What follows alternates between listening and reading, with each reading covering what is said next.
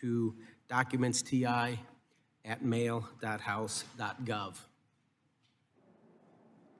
I want to take a moment and reflect a little bit about what took place on January 29, 2025, losing 65 lives. American Airlines Flight 5342 and PAT 25, just a few short miles from here. We have some families with us today, and I would like to recognize them. We have Laura Algundre and Amy Hunter. These are cousins. Laura and Amy are cousins of the Livingston family who passed away in the crash. They lost Peter and Donna Livingston and their daughters, Everly and Lydia. Laura and Amy, would you please stand and be recognized? If I could, I would like to take a moment of silence, if everybody would please stand for a moment of silence in honor of the 67 lives lost.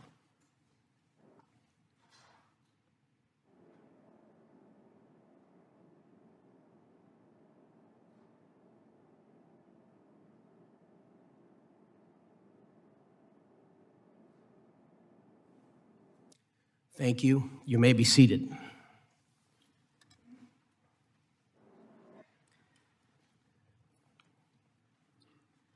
I now recognize myself for the purpose of an opening statement for 5 minutes.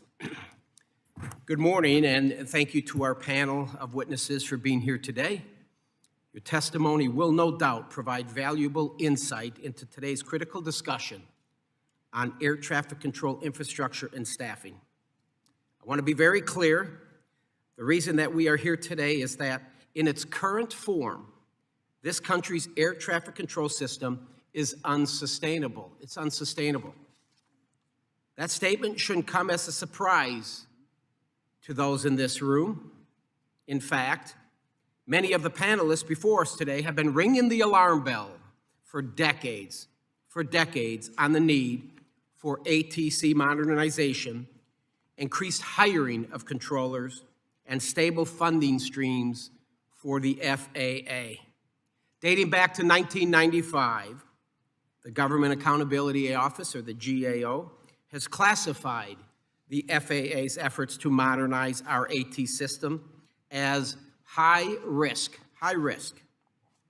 While efforts have been made to address this deep-rooted since the 90s, it's clear they have fallen short. I say that not to heap blame, but to make clear that we're not much closer to a solution than we were in 1995. We need to rewrite the previous playbook and begin digging out of the hole that we've found ourselves in. And this moment in time represents a unique opportunity for the members of this subcommittee and all aviation stakeholders to coalesce around a common goal: meaningful air traffic control modernization that will benefit the flying public and all users of the national airspace system. At the request of this subcommittee, GAO undertook a more recent study on the FAA's air traffic control system. Published just last year, the report noted the urgent need to modernize aging systems and found 51 of the agency's 138 ATC systems were unsustainable. That's roughly 37%. 54 of the agency's 138 AT systems were potentially unsustainable, roughly 39%. So look at this. 105 systems out of 138 identified as unsustainable or potentially unsustainable, and 58 of those have critical operational impacts on the safety and efficiency of the national airspace. For a country that considers itself the gold standard in aviation safety, these numbers are unacceptable, and we must do better. While it is easy to lay blame at the feet of the FAA, and their project management is certainly not blameless, we also have to look at our own shortfalls. With a finite capital budget and unstable funding, the agency is forced into the impossible predicament of having to dedicate vast amounts of money on simply sustaining old and outdated systems, leaving little left over for the capital improvement projects. Furthermore, it is admittedly a technical challenge to modernize a robust system with little to no interruption that runs 24 hours a day, 7 days a week, 365 days a year, transporting almost 3 million passengers daily. So solving this problem will require the support of all the parties involved. However, if we're all pulling in the same direction, I have no doubt Congress can rise to the occasion. Much like Chairman Graves, and I suspect many others in this room, I was thrilled to hear that President Trump and Secretary Duffy have voiced their support for historic investments in air traffic control facilities and technologies. In keeping with the theme of today's hearing, America Builds, and the President's promise on building physical infrastructure, this is truly a unique opportunity to modernize our air traffic system. Once again, I would like to thank our witnesses for being here today, and I look forward to their testimony as we tackle one of the largest issues facing the long-term success of the aviation industry in this country. I now recognize Ranking Member Cohen for 5 minutes for an opening. Thank you, Mr. Chair. I appreciate your scheduling this hearing, which is so important at this time. Would have been important regardless, but is most important now.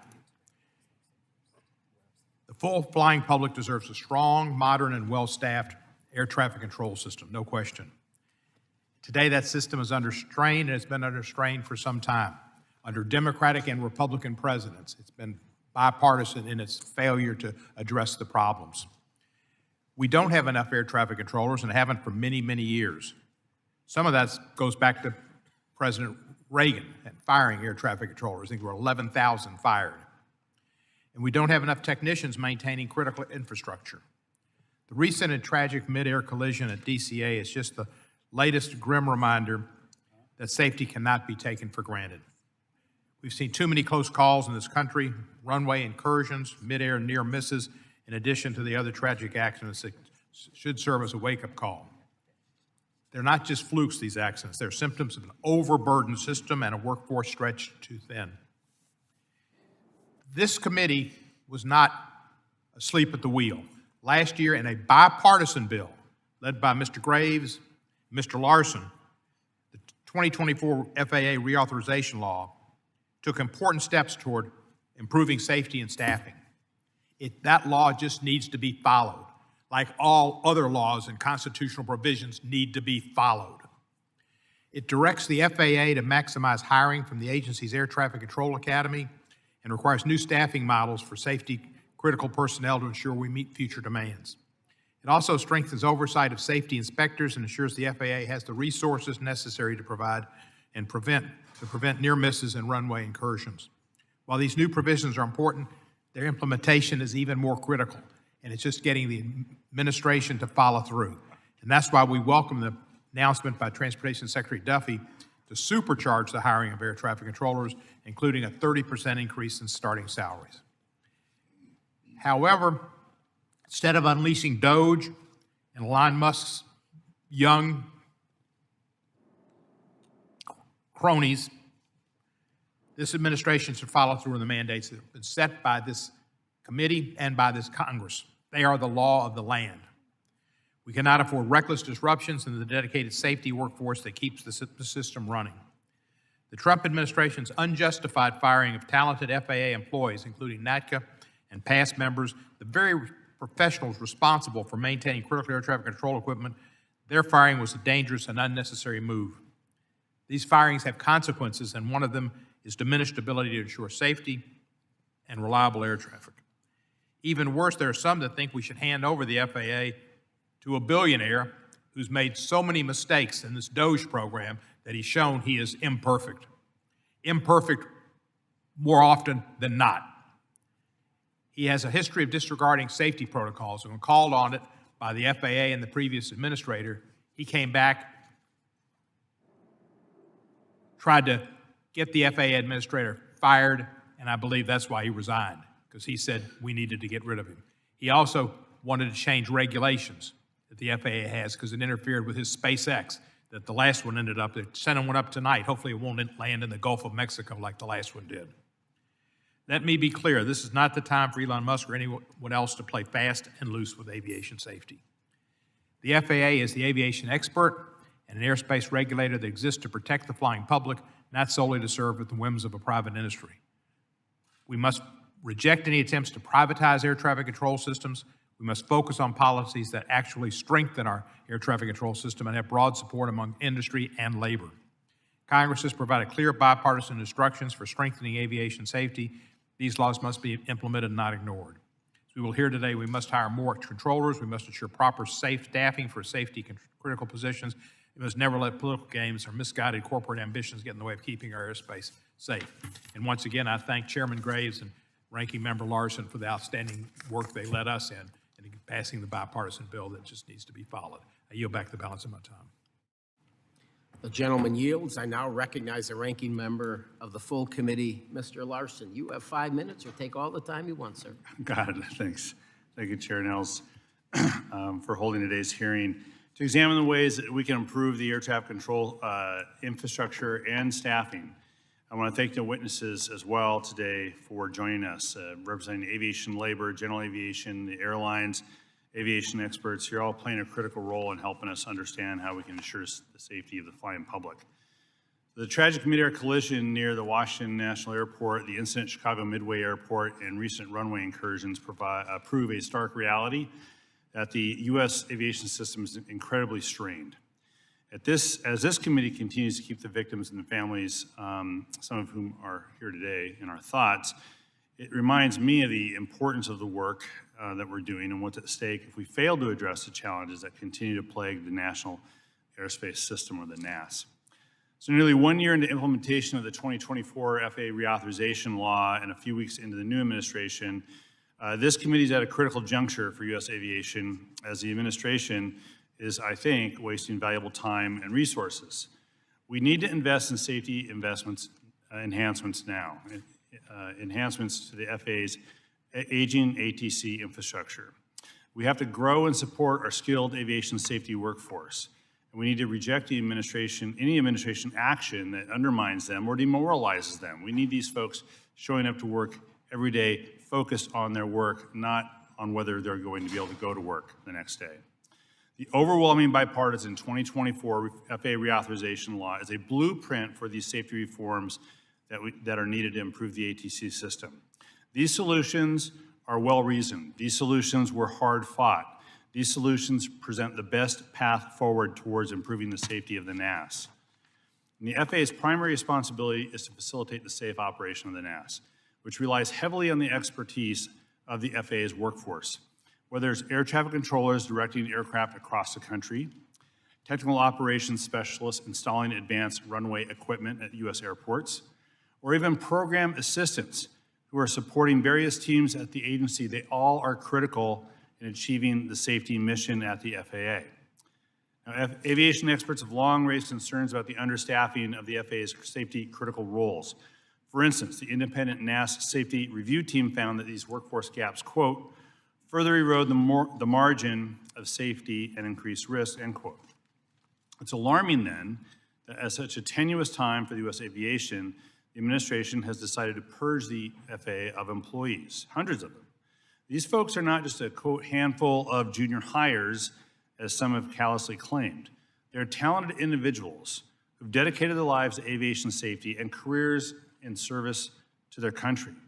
So, Mr. Chairman, I'd like to enter in the record, if you could, a letter from myself, Ranking Member Cohen, Ranking Member Connolly, and T&I Democratic colleagues to Secretary Duffy, and I'll have a chance to talk to Secretary this afternoon about this letter, demanding answers on these firings and the unproductive "what did you do last week" emails, and how the department will prevent these actions from jeopardizing aviation safety.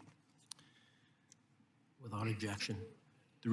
Thank you. The reauthorization law recognizes the importance of the safety workforce by requiring the agency to annually hire the maximum number of controllers from the ATC Training Academy, update the antiquated staffing models for controllers, safety inspectors, and other critical safety positions, and expand the agency's training resources.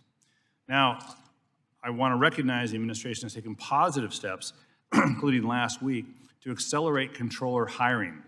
But these efforts are going to be in vain if the indiscriminate firing of safety employees at the FAA continues. So the FAA's safety mission also depends on very complex ATC systems that provide navigation and surveillance services for more than 45,000 flights every day. However, many of these FAA's ATC facilities and equipment, or F&E, have exceeded their expected service life cycle, which is made worse by inadequate funding requests over several administrations for the FAA's F&E budget, a point the chairman has made eloquently in his opening statement. Despite increasing appropriations in recent years, the 2024 budgetary estimate shows that the FAA needs $4.5 billion for F&E, with that funding need quickly approaching $6 billion in a few years. So the nation's ATC infrastructure can no longer rely on archaic technology like floppy disk and aging radar systems to keep our skies safe. And that's why the 24 authorization directed the FAA to accelerate the replacement of outdated, insufficient, unsafe, or unstable legacy systems. The law also requires the FAA to prioritize the development of runway safety systems and innovative air traffic management technologies.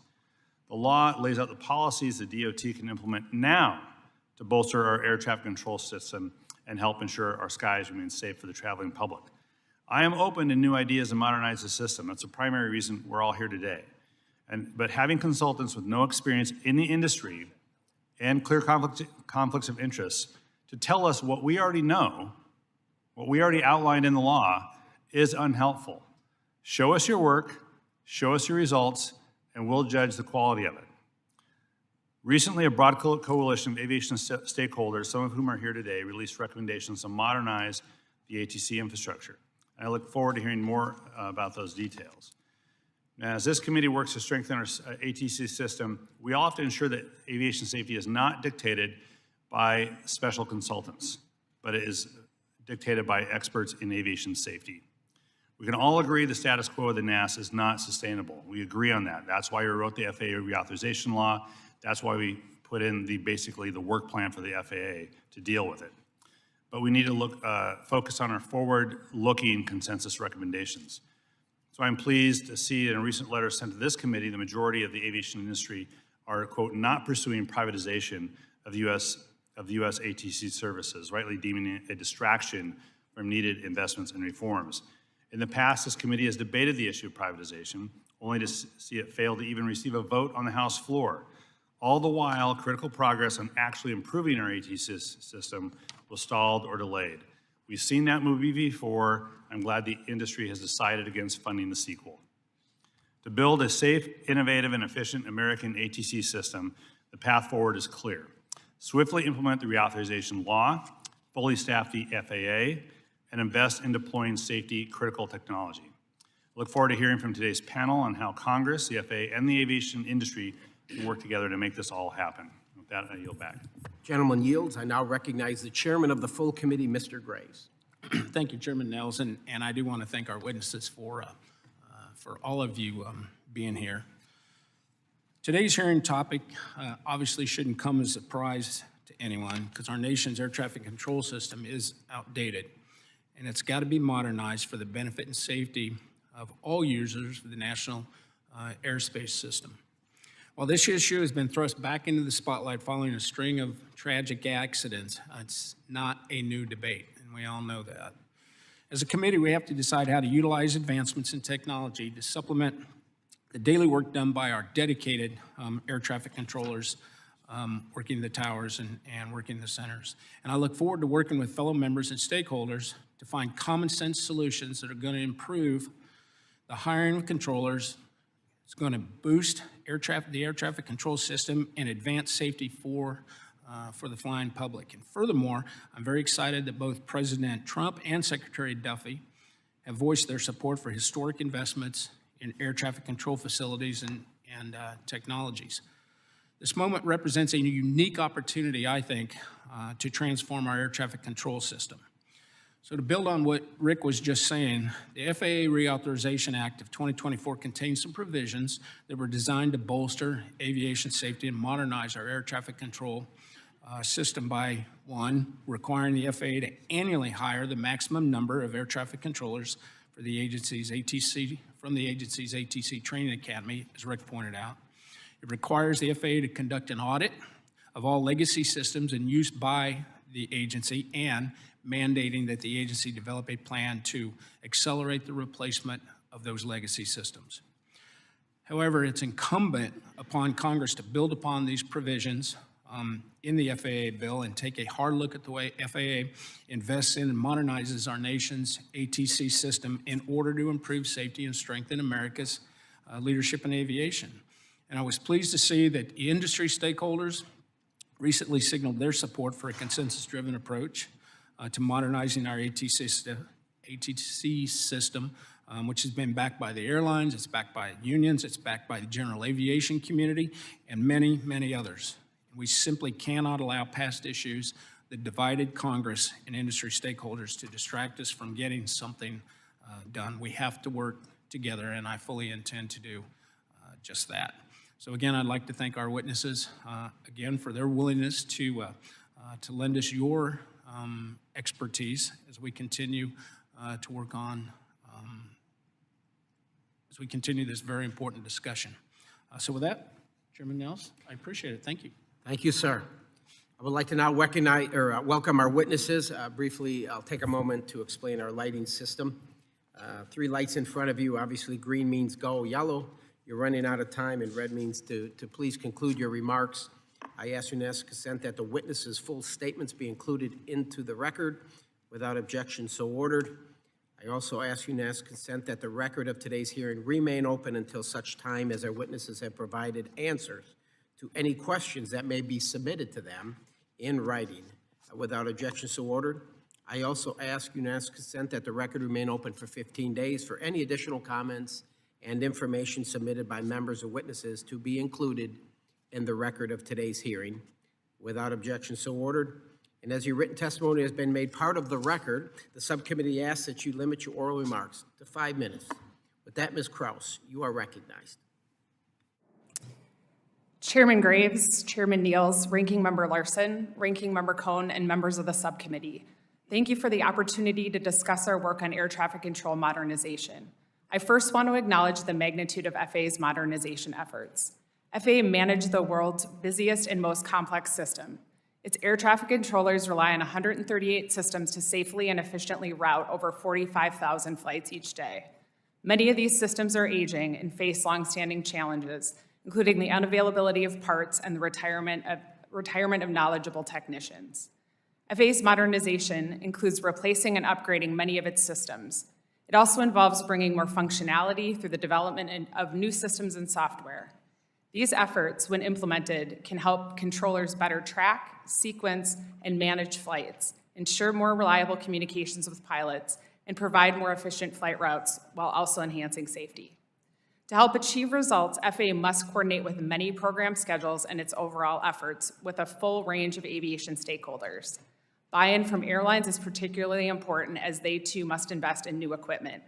Along with these modernization efforts, FAA must ensure that today's system safely operates 24/7, 365 days a year. FAA has made progress implementing some aspects of its modernization efforts. For example, we reported that since 2018, FAA met or beat several key milestones, such as deploying enhanced surveillance technologies at planned towers and airports. While some progress has been made, we have identified several critical issues facing FAA's efforts and areas where better management and oversight is needed. For example, a major issue has been the slow pace of FAA's efforts. FAA's 2023 operational risk assessment of its ATC systems revealed that 75% of the 138 systems are unsustainable or potentially unsustainable. Many of these systems have critical operational impacts on airspace safety and efficiency. Yet our 2024 work found that of the dozens of the systems we examined, FAA took on average more than 4 years to establish cost, schedule, and performance baselines for these investments. And FAA provides limited oversight of investments prior to establishing a baseline. After establishing a baseline, these investments take years to complete. For the 9 investments that we looked at that had established a baseline, FAA plans to take, on average, almost 13 years to complete them. In addition, FAA did not have ongoing investments associated with 4 systems critical for safety and efficiency. In each of the 4 critical next-gen program areas we examined in 2023, FAA missed at least one and sometimes a number of its major milestones. FAA missed some by months, others by years. For example, FAA missed a 2021 milestone for deploying initial digital communication services to all 20 facilities that serve en route flights. FAA more recently anticipated completion by May 2025. FAA's management and oversight of risks also needs attention. In particular, we found that FAA's Acquisition Oversight Council did not consistently monitor high risks and provided limited oversight of ATC system investments. And counter to FAA policy, it didn't ensure investments delivered functionality in manageable segments. For its overall next-gen program, we found FAA had not developed a detailed risk mitigation plan. Such a plan would identify and prioritize high risks, include a range of mitigation approaches, and explain why a particular mitigation was selected. We have recommended urgent action by FAA to fix these critical issues. These include developing systems in manageable segments, establishing cost and schedule baselines in an expeditious manner, strengthening oversight of investments, systematically assessing and addressing risks, and ensuring the agency and Congress has a clear picture of costs. FAA generally concurred with our recommendation and has begun to act on them. Quick and continued action is needed to accelerate FAA's delivery of modernization investments. In turn, such action can help FAA minimize risks associated with legacy systems. In addressing these critical issues and implementing the related provisions in the FAA Reauthorization Act will be critical as traffic volume and complexity of the airspace increases. Congress's call for FAA to lead the way towards what could be a smarter, more agile, and information-centric ATC system will also go a long way towards addressing these challenges. This concludes my statement. I look forward to answering your questions. Thank you, Ms. Kraus. Mr. Callio, you are recognized. Good morning, Chairman Nels, Ranking Member Cohen, and other members of the subcommittee, and of course, Chairman Graves and Ranking Member Larson. Thank you for inviting me to testify on this critically important issue of improving our nation's air traffic control system. I'd first like to take a moment to honor the lives of those lost and those impacted in recent aviation accidents, and to thank the first responders who unflinchingly reacted quickly and put their own lives at risk. Safety, above all, is aviation's North Star. It is so overwhelming in every facet of our operations and culture that when rare moments of tragedy occur, they shake us to our core, and we continue what we do every day, look for other ways to improve. Our thoughts are with those lost and the families left behind. I also want to take a moment to talk about aviation safety. Because safety is our North Star, commercial air travel in the United States is the safest mode of transportation in the world. It is literally safer than walking out of your own front door. Transportation Safety Board Chair Homendy has held up aviation to other modes of transportation as a model of collaboration to safety. Our safety systems have many layers and many redundancies, but we always look for ways to improve on the record that we have. Now to the topic of today. I agree with you all. We have a historic opportunity. We need to change a system that has significant material challenges, that is woefully obsolescent, unreliable, and inefficient due to a multitude of well-documented and inefficient critical staffing, facility, technology, equipment, funding, and investment deficiencies. It's quite a list. A4A urges this committee to provide the leadership that's desperately needed to support investment in both human and technology infrastructure within the Federal Aviation Administration. You've made a great start last year on the FAA reauthorization bill, which is a marvelous bill, very well put together. For over 14 years now, I've been saying that we are at an inflection point with the NAS and that we all need to act with urgency. We have talked and talked a lot in this room, and very little has changed, at least not much for the better. We're past the inflection point now. I think that's clear to everybody. 3 days after taking the job as CEO of A4A in January of 2011, I was asked to testify before this committee about the state of ATC. I brought a stack of DOT Inspector General reports and General Accountability Office reports. 14 years later, I hope this Congress and this administration will agree that it's not acceptable to just continue to tolerate a chronically understaffed system, just like it's not acceptable for controllers and technicians to have to work with paper strips and floppy disks to operate the national airspace system in the United States. I showed these to some people in my office. They couldn't tell me what they were because they were under 30. We need to change, and again, it's a question of what we're going to do to make it different. We value this committee's leadership. We encouraged by the dedication of both President Trump and Secretary Duffy to take on these difficult challenges. Secretary Duffy has done an awful lot in 2 months to focus the DOT on these matters that matter so most to our safety system. You've mentioned it. It's critical that we put the debates of the past and the inherent political inertia behind us to try to actually all join together to get something done. Everybody on this panel signed the letter that this committee has encouraging action. We want action, not political debate. It's not a partisan or jurisdictional issue. So while A4A's detailed recommendations are attached to our written statement, along with the broader list of the coalition's recommendations, what we need to accomplish boils down to getting an emergency funding proposal signed into law that will ensure enough skilled people, controllers and technicians, to work. Expansion of Oklahoma City. The resumption of the college training initiative, which was taken away in 2014, in which the private sector can get involved and can put a surge in that pipeline of controllers that's geographically diverse and not subject to government shutdown. A plan to ensure that they can procure modern technology while divesting the old.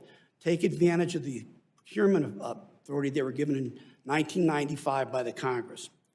A long-term fix to the budgeting process that will allow the FAA to plan long-term capital projects. Look, we know there are no silver linings to this tragedy. We know there are no silver bullets, but we have to start somewhere, and we have to take an urgency to it every single day. This committee has a small and closing window of opportunity. We'd like to help you take that opportunity. So let's do it.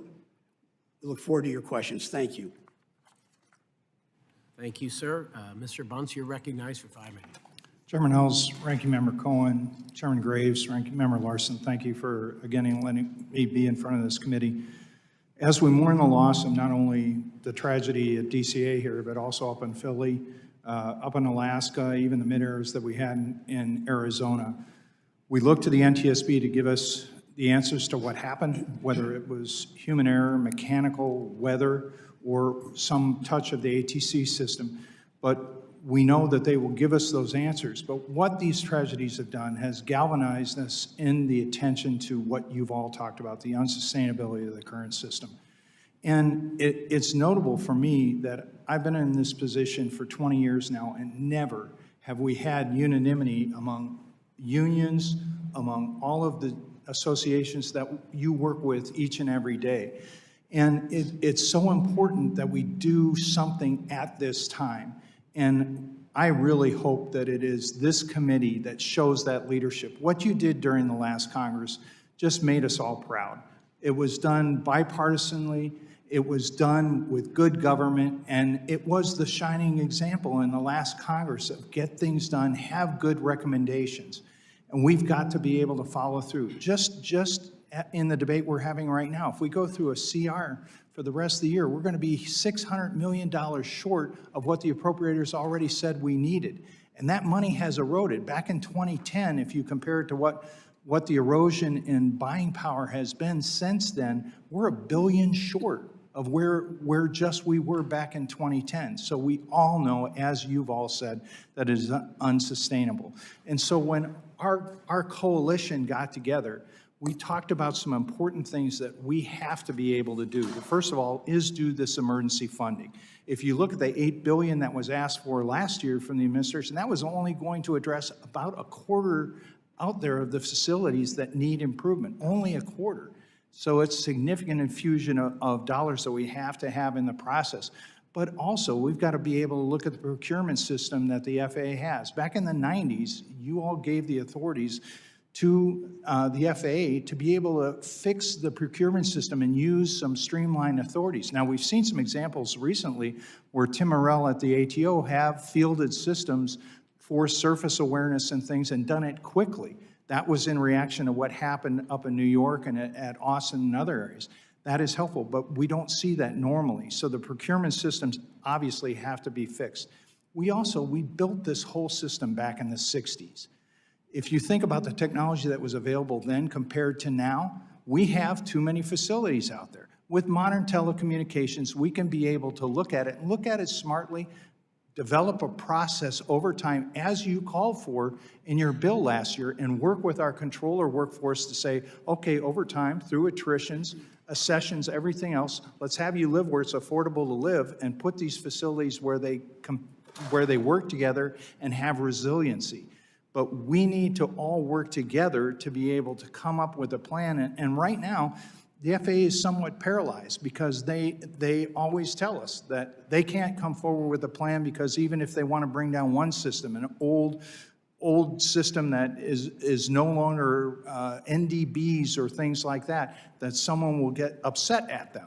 So it's been very frustrating for all of us that have said, we want to work to be able to do what you, the Congress, told the FAA to do, and we can't get them to move forward. So we have to collectively support you in the leadership that you all can provide to be able to go and tell you how to right-size these facilities. And we also have to get rid of this craziness of trying to shut down the FAA or have portions of the FAA shut down if we have a government shutdown. We obviously have our controllers that are forced to work but without pay. But if we look at this, people don't realize that when the FAA starts to prepare for a shutdown, it causes perturbations to the whole system in their preparation, which they're already starting to do in the case that we will shut down next week. And then it takes weeks and sometimes months even to reconstitute. So there's multiple things that we want in industry to work together and help this committee, but we surely hope that it is this committee that leads the way, talks to your colleagues, both on the appropriation side, but also over in the Senate, and put smart ways where we can use the trust fund. We have examples out there of the Harbor Maintenance Fund and other ways that we can do smart multi-year programs to be able to start to fix this. So we look forward to working closely with you. Thank you, Mr. Bunce. Mr. Daniels, you're recognized. Good morning, Chairman Nels, Ranking Member Cohen, Chairman Graves, Ranking Member Larson, and other members of the committee. Thank you for the opportunity to testify before you on this important subject. My name is Nick Daniels, and I am the president of the National Air Traffic Controllers Association, named as NACA. And I'm a proud air traffic controller for the last 21 years as a civilian air traffic controller, 19 years at Fort Worth, Texas Air Route Traffic Control Center, and 2 years at Dallas Addison Tower. I also proudly served as a sergeant in the United States Marine Corps with 5 years as a tower and radar air traffic controller. I want to start by saying that NACA grieves for the families, friends, and communities that were devastated by the aviation accident on January 29th at Washington National Airport. We remain steadfast in our commitment to work with all federal agencies investigating that accident. NACA takes pride in our role as the aviation safety organization that stands shoulder to shoulder with Congress, the executive branch, the industry stakeholders to ensure that the national airspace system remains the safest and the most efficient in the world. We always seek to be part of the solution and look forward to working with Congress and the administration to address the challenges we face today and in the future. NACA's subject matter experts play a critical role in safety, training, and modernization of the national airspace system. It is essential that NACA is able to collaborate with Secretary Duffy, Acting FAA Administrator Rocheleau, members of Congress, along with the industry stakeholders on this pivotal subject.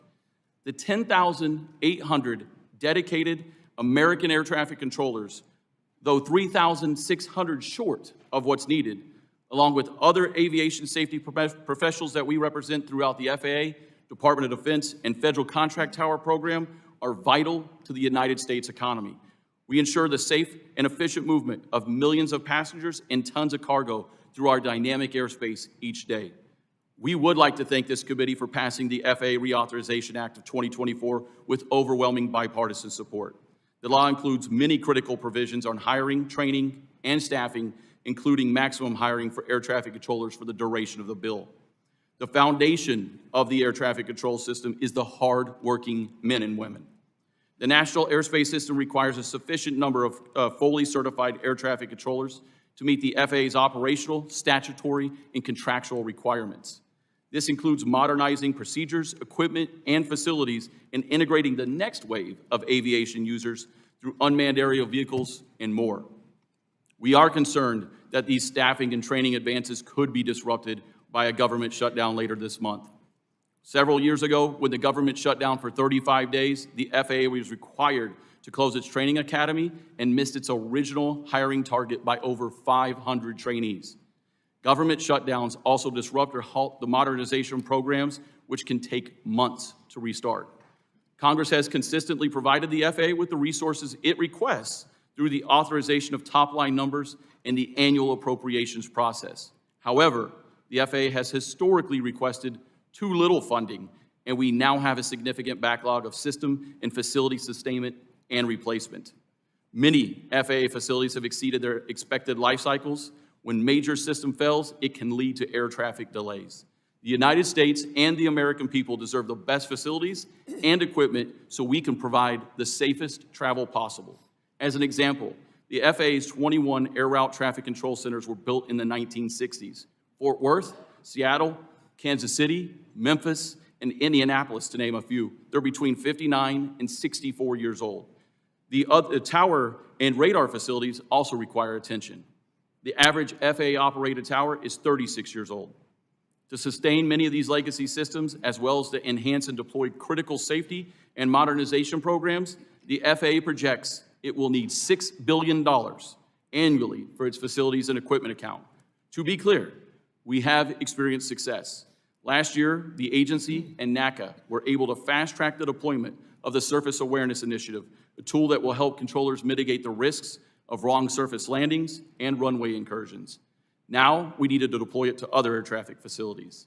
NACA's continued involvement as a productive and collaborative partner will ensure that the FAA continues to deliver on these initiatives to industry stakeholders and the flying public on time and at cost savings to the American taxpayers.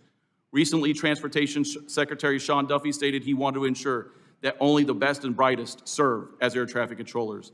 NACA wholeheartedly agrees and is committing to working with Congress and the administration to incentivize the recruitment and training of the next generation of air traffic controllers. I look forward to your questions. Thank you, Mr. Daniels. Mr. Sparrow, you're recognized. Chairman Nels, Ranking Member Cohen, Committee Chair Graves, Ranking Member Larson, and subcommittee members, thank you for inviting me to testify on behalf of PASS. My name is Dave Sparrow. I am the president of the Professional Aviation Safety Specialists. PASS represents approximately 11,000 FAA and DoD employees throughout the United States and abroad. Among these employees are airway transportation system specialists and aviation safety inspectors. PASS members work to ensure the safety and efficiency of the nation's aviation system. Before I talk about the critical work they do, I must address the turmoil being directed towards the federal workforce. PASS is concerned by the confusing messages from the administration regarding deferred resignations, terminating probationary employees without cause, and efforts to purge the federal workforce. Military veterans have been fired, as have employees who have spent years with a contractor doing the same work before being recruited by the FAA. PASS believes all these employees support the safe operation of the national aerospace system. Haphazardly eliminating positions and encouraging resignations are having a demoralizing effect on the workforce. They are a distraction for employees performing safety-critical duties. All parts of this aviation ecosystem work together to accomplish a critical goal, the safety of the American flying public. The chain provided by these safety-focused professionals must remain strong and every link intact. PASS represents the Air Traffic Organization Technical Operations Unit. FAA Airway Transportation System Specialists within TechOps ensure the functionality of the communication to safe air travel and the mission of pilots and controllers. They touch nearly technology in the air traffic control system. We cannot turn on the lights without them. Adequate safety and comprehensive training are critical. Insufficient staffing not only leads to prolonged restoration times and increased flight delays during outages, but also poses challenges in ensuring adequate shift coverage, as ours is a 24/7 workforce. It creates unnecessary stress on air traffic controllers when alternative procedures are required due to an equipment malfunction if a trained specialist is unavailable for restoration. PASS has consistently emphasized the need for sufficient staffing and underscored the initial absence and now the slow progress of a reliable staffing model to guide decisions and placements. The development of the TechOps staffing model over the course of a decade has revealed a significant shortfall of at least 800 employees. While PASS does not agree that the model is factoring in all of the necessary data to determine the optimum number of system specialists, it nonetheless reveals an understaffed workforce. Furthermore, system specialists are confronted with the daunting task of managing aging systems that form the backbone of the NAS. The result of the 2024 PASS survey underscored key concerns shared by employees nationwide. These concerns include the challenges posed by obsolete equipment, cumbersome procedures, unreliable parts, system complexity, and again, inadequacies in workforce staffing and training. One major hurdle faced by system specialists is the need for a broader vision within the FAA regarding the modernization of the air traffic control systems. PASS has long stated that the obvious solution to concerns with reliability and operational continuity is expediting the systems into the NAS. PASS strongly believes this workforce has the expertise and capability to assist. They are committed to the mission and able to accomplish the work if given the proper resources and staffing. Of utmost importance, FAA employees who perform vital aviation safety work must remain federal employees. This is critical for a safe and efficient NAS. It is unfathomable, even dangerous, to consider gambling with the future and safety of our air traffic control system through privatization. PASS respectfully calls on this committee to consider our areas of concern and recognize the critical contributions made by the employees we represent.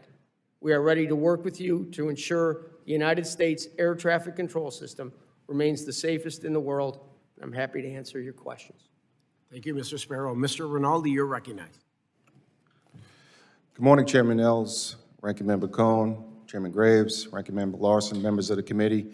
Thank you for the opportunity to testify before you today. I spent 30 years in the FAA, 15 as a frontline controller at Washington Dulles Tower and Radar, 15 years in leadership of the National Air Traffic Controllers Association, including 12 as president. After reaching mandatory retirement, I founded a consulting firm to continue to provide expertise in air traffic control and support the enhancement of the national airspace system. During my time as NACA leadership, I had the opportunity to testify many times before this committee and other House and Senate committees. In 2015, 16, 17, and 18, I testified in front of this committee and I said the status quo of the national airspace system is unacceptable. In 2016, my testimony read, we currently run the largest, safest, most efficient, most complex, most diverse airspace system in the world. The United States airspace system is considered the gold standard in aviation industry around the world. And yet, we've come to a reality that we need to change. Globalization, innovation, and driving dramatic changes in aviation industry, our current structure cannot keep up. The status quo is unacceptable. Let's not wait for the unthinkable to happen for us to act. That was in 2016. Here, unfortunately, in 2025, the United States airspace system is no longer considered the gold standard around the world. Several critical issues contribute to this.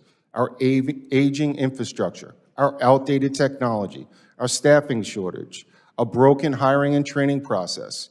These things have been concerns for decades. Since the start of fiscal year 2018, the FAA has experienced 3 shutdowns and 29 additional threats of shutdowns, with another one on the horizon next week. Decades of shutdowns and funding uncertainty has left our system antiquated. A GAO report in 2024 reported 58 critical systems within the national airspace system are either unsustainable or potentially unsustainable and posing risks to the airspace. This stems from the FAA's broken acquisition management system. Our procurement system in the FAA is laden with bureaucratic layers that adds years to modernization projects. Controllers and technicians are working with the best 1980s and 90s technology, from paper strips to floppy disks, out-of-service ground radars, and broken communication systems. Right now, our specialists are supporting outdated equipment when the equipment should be supporting them. One glaring example of this is the Notice to Airmen system. 2 years ago, NOTAM's outage shut down the whole national airspace system. Despite Congress expediting money and demanding a new program, today, 26 months later, the FAA still has not awarded the contract for a new NOTAM system. During my 35 years in aviation, the FAA has always been short air traffic controllers. To change that, we need to have multiple paths of hiring controllers. Obviously, Oklahoma City is the academy.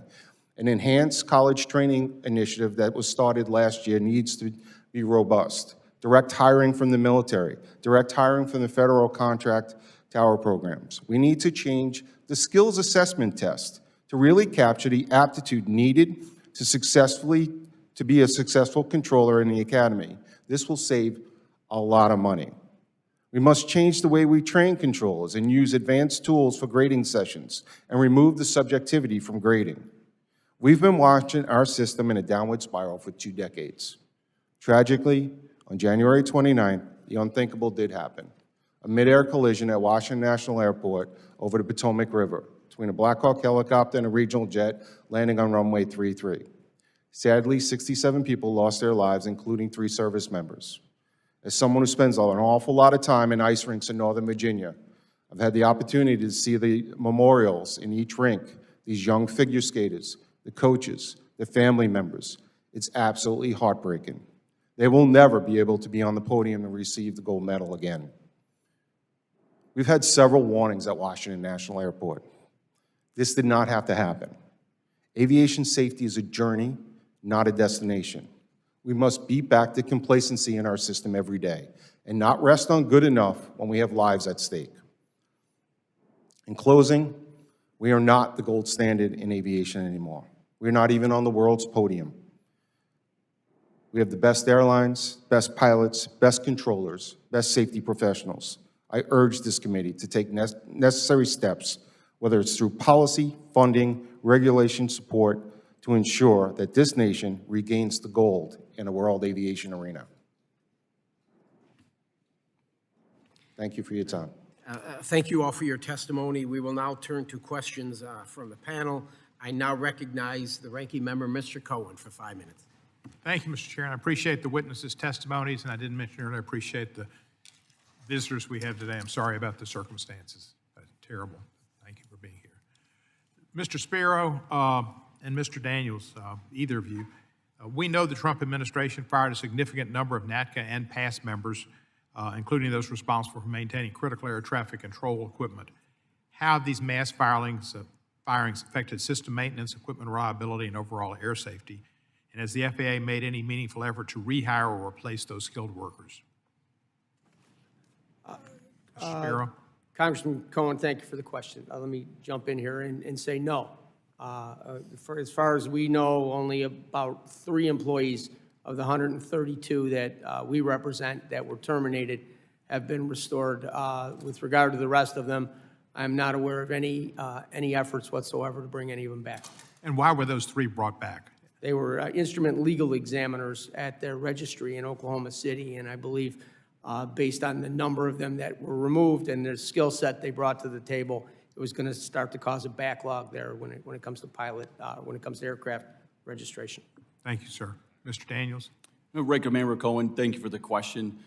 For air traffic controllers, there were no air traffic controllers removed in those firings, but we do have other aviation safety professionals that we represent, and we believe them to all be essential. We continue to evaluate the impacts to safety, and we will make sure that we raise them through this committee as appropriate as they're identified. And do you find that the past members that were fired are also essential for the FAA and for the air traffic controllers? The air traffic controllers absolutely rely on any person that supports the system day in and day out. Thank you, sir. Mr. Sparrow, another question. We've seen calls to privatize aspects of the FAA and suggestions that Elon Musk or someone like him, not that there's anybody like him, he's so grand and amazing and powerful and brilliant and rich, should have influence over the agency's operations. Does past support privatization of the air traffic control system, or should we instead focus on fully implementing the reforms in the 2024 FAA reauthorization law? Thank you for the question, Congressman. So the problems right now are predictable funding, long-term planning, faster deployment. Those are the issues that need to be addressed. Privatization is not a solution to those problems. Better funding, finding ways to expedite systems in the field, making sure that we can plan long-term, not have government shutdowns. Those are the solutions to the problems, not privatization. Thank you, sir. Mr. Daniels, let me ask you, Ms. Kraus, Elon Musk Starlink has been proposed as a solution for improving aviation communications, suggested by him and some people at Virginia Flex, and internet access for aircraft, potentially overriding an existing contract with Verizon. In your experience, does the FAA have strategies to evaluate and regulate the use of systems like Starlink for critical air traffic controls, communications, and what safeguards must be in place to ensure reliability and cybersecurity? I'm aware of the discussions around that issue. We haven't looked specifically at that question that you're raising. Does anybody else have a thought about that? Verizon's contract? Mr. Daniels? Regardless of who's awarded the contract, NACA stands in the firm support of remaining involved in any productive or being a collaborative partner in developing and testing and implementing any new technologies, ensuring that they meet the safety standards that are set, the security standards are set, but anyone who awards the contract, that would be a question for the FAA and DOT. Mr. Cohen, several of us serve on the Next Gen Advisory Committee, and we were briefed about a month and a half ago just with the old voice switch that has to be replaced. There was a replacement plan. It had to be accelerated because of the obsolescence, and so the telcos are charging the FAA quite a bit of money, which is a further drain from their accounts to be able to maintain this antiquated system. The telecommunications backbone of this is not only fiber optic, but it's also got to be SATCOM and everything. So again, I think if we have the mechanism out there where we fairly compete these contracts, we've got to do something to reinforce that backbone. Thank you. Mr. Daniels, Mr. Spear, you each represent employees who were fired. Have any of the folks in your unions told you that they had contact with the Musk Doge team and that they thought they acted professionally or knew what the hell they were doing? Congressman, thank you again for the question. No, none of our members that were removed in the probationary status. No, but anybody that so they weren't even they weren't asked about, do you need these people? Do you need this? Do you need X? We are not aware that there was any contact with any of those probationary employees. Thank you. Mr. Spiro? Congressman, no. On Valentine's Day at 11:30, people were getting emails saying they were terminated without any notice, without any cause, no discussions with us with regard to who was essential, who wasn't needed, who was unnecessary, nothing. Valentine's Day. The lady in red, was she in Oklahoma City too? I believe so, sir. Thank you, sir. I yield back. Gentleman yields. I now recognize Mr. Larson for 5 minutes. Go ahead. Thank you, Mr. Chair. Being surprised is because this happened last week too. I was given a chance to cut in line. I didn't ask, so I wonder if something's up. So, but thank you very much, Chairman Nels. First for Ms. Kraus. So the reauthorization law directs the FAA to accelerate the replacement or enhancement and going through your of outdated systems. Did you set a priority in your analysis of which systems might be best? I know there's sustainable and not sustainable and so on, but even within that mix, is there a top 5 list that you think that has to get done for whatever reason? Yeah, I mean, I think, when we looked at, the information we have is based on the 2023 operational risk assessment that FAA was doing. I think they were in the process of updating that this year. I think it would be good to get updated information on where things are at and kind of what plans and investments are in place when it comes to some of those unsustainable systems. That's why we recommended in our report that it's important. The provision in the law is good, and to take another closer look at the legacy systems, but to get information to the Congress sooner about what systems are unsustainable and what are the steps they're taking to mitigate those risks. So I mean, I am trying to hit home partly the idea that there is a to-do list. There is the systems have been identified, there is a to-do list, we just got to get it done.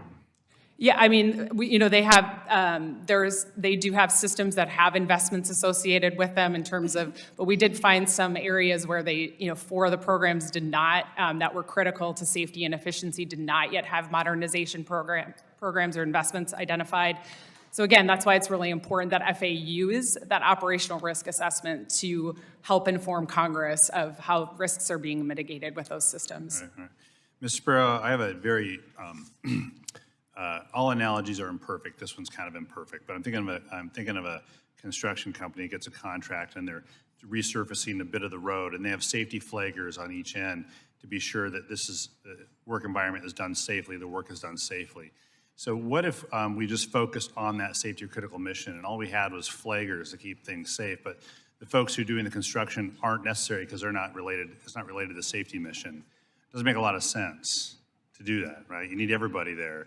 So my analogy then is this idea of what happened to I think they're called the program assistants or the past members who are in support of those who are in direct safety missions, but those folks can't do their safety mission without the work of these program assistants. Is that, again, an imperfect analogy, but some of these folks are probationary and got fired, and now there's no one to do that program assisting job to support the safety mission, so someone's got to do it, presumably the people who are supposed to do the safety mission. That's correct, sir. I appreciate the question. So there's an old saying that the job isn't done until the paperwork is finished. Sort of how this works. Everybody has a role to play to make sure that our frontline workers can do the work they need to. The aviation safety inspectors, the airway transportation system specialists, those are the folks that are right there touching the national airspace system. But everything they do is supported by management and program assistants, by maintenance mechanics. We have aeronautical information specialists who create charts and maps, identify obstacles. They've been terminated without cause with many years of experience. So there are 7 or 8 different job series of folks who do work that now these frontline workers have to stop doing what they're doing on the front line and do that work where that hole has been left. So the effort here has been to fire people, but not necessarily get rid of the work that had to get done anyway. That's correct. No assessment had been done to make a determination as to how this impacted aviation safety. And what we've done without actually noticing it is baked risk into the system. Now we have effectively downstaffed that aviation safety inspector workforce, that airway transportation specialist workforce, by causing them to go and have to do other things. Thank you. Mr. Daniels, just in the brief time I have left, you mentioned, but could you just underline what will happen if there's a government shutdown specifically with your workforce? We would have a shutdown of the Oklahoma City Academy. Air traffic controllers wouldn't be paid. Programs in modernization would halt, would take months to restart. We would likely lose anywhere between 100 to upwards of 500 trainees throughout that given period that it was the shutdown. Thank you. I'll yield back. Thank you, Ranking Member. I now recognize Mr. Massey. Thank you, Mr. Chairman. I want to direct everybody's attention to a video that we're going to play here. And we're just going to play about 10 or 15 seconds of this.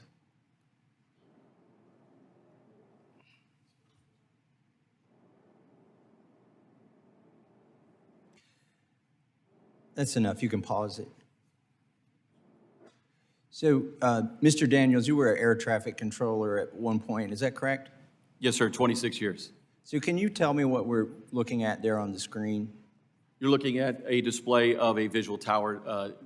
We call it the STARS scope. It's what they're looking at. It's what they're referencing for traffic in and around the area. My constituents are always shocked when I tell them this is what air traffic controllers use in 2025 to monitor air traffic near airports. What is the age of this system? Does anybody know when these kind of scopes first came out? I do have and again, thank you for the question. I do have a unique background in 1999 in the United States Marine Corps. I helped test that system when it was first rolling out. So it's been around since them in early testing. So we're looking at a display that's, it looks like it's 40 years old, but maybe it's 25 years old, or a quarter of a century. I know there's a desire not to complicate the screen, not to put too much information on there for air traffic controllers, to distract them. And I know they're probably extremely proficient at using this information at deconflicting air traffic, but it just, anybody who looks at this screen and wonders how is this 2025 and this is the state of the art for air traffic control in the United States of America is really perplexed in my mind, or in my experience. Ms. Kraus, can you talk about these legacy systems and when is the last time they've been updated substantially from this? Yeah, I mean, I think, as we point out in our report and in my statement, there's about a third of the systems that are deemed unsustainable. So that means that they have challenges with finding spare parts, expertise, retirement of technicians that can help maintain these systems, as well as some could run into funding issues as well. I think whenever you're looking at modernization, you have to assess a couple of different areas, like whether a system needs modernizing, what are the costs, what are the risks, what's the criticality, what's the system performance. And so certainly we are seeing an aging ATC system and a need to make sure FAA is addressing those unsustainable systems. When we unfortunately have to go back and review video and audio from situations that happen, like this recent crash, it seems like the audio is sometimes just barely intelligible when we get to listen to it. Is this the case? I mean, why is there static? Why is it hard to understand the communications between air traffic control and the plane sometimes? Is that an artifact of the recording device, or is that actually what they're hearing when they're talking to each other? Anybody feel free to answer that. Congressman, I'll start out by saying, again, thank you for the question. Quite often it is as garbled as you hear. Multiple aircraft on multiple frequencies. We continue to work with any persons or any contractors to improve it, but there are many occasions where we use standardized phraseology for those very moments. We know what the pilot's going to say. They know and expect what to hear back, so that way we reduce those communications. And even when it may sound, garbled to somebody else, they know and understand our instructions. And if they don't, we ensure that we take the opportunity and time. We do what's called hear back, read back. We tell it to them, they have to tell it to us, and we make sure it's exact and matches. In the recent collision at DCA, there was some question as to whether the helicopter actually heard one of the last instructions to it when we replayed it. What can we do to improve, anybody here who wants to, Ms. Kraus, is there anything that you know that we could do to improve the audio between communications? I mean, part of the next gen effort is to implement data communications improvements. So again, to improve, provide text-like communications between pilots and the controllers, but there may be some other folks that have thoughts on that question as well. Carson Massey, when we fly, to have this digital capability is a true force enhancer, because if the number of misreads out there is truly significant. The controllers are talking on multiple frequencies, sometimes just directly to you, but then they're broadcasting, what is the ride at this altitude, but also very specific information. When we get this through the data communications, it's amazing how quiet it gets up at the flight levels. And we're just now starting to exploit that capability. It really is a great enhancer for the great work that our controllers do. And with the amount of traffic that we see soon to be in the system, we're going to need more and more of that capability. Thank you, Mr. Bunce. I yield back. Thank you, sir. Now recognize Ms. Skolten. Thank you, Mr. Barrett. And thank you to our chairman and ranking member for holding this really important hearing today. Welcome to our esteemed panelists. We thank you as well for your witness and testimony here today, as well as the work that you do when you're not before us. It has been a challenging time for aviation. I was talking with constituents back home, and we said, this was not supposed to be an aviation year, but it is, because we are at a moment of true crisis that is costing lives, and it is essential that we respond in kind. Recent tragic air traffic collisions, as well as DOGE's senseless mass layoffs of aviation professionals, have stoked uncertainty and fear in the industry and in the American public. However, I am proud to be a part of a committee that is so dedicated to working in a bipartisan fashion to keep our skies safe. That is why we worked so hard on the FAA reauthorization of 2024, and I encourage the Department of Transportation to swiftly implement the legislation to ensure that it remains safer today to fly than ever before in American history.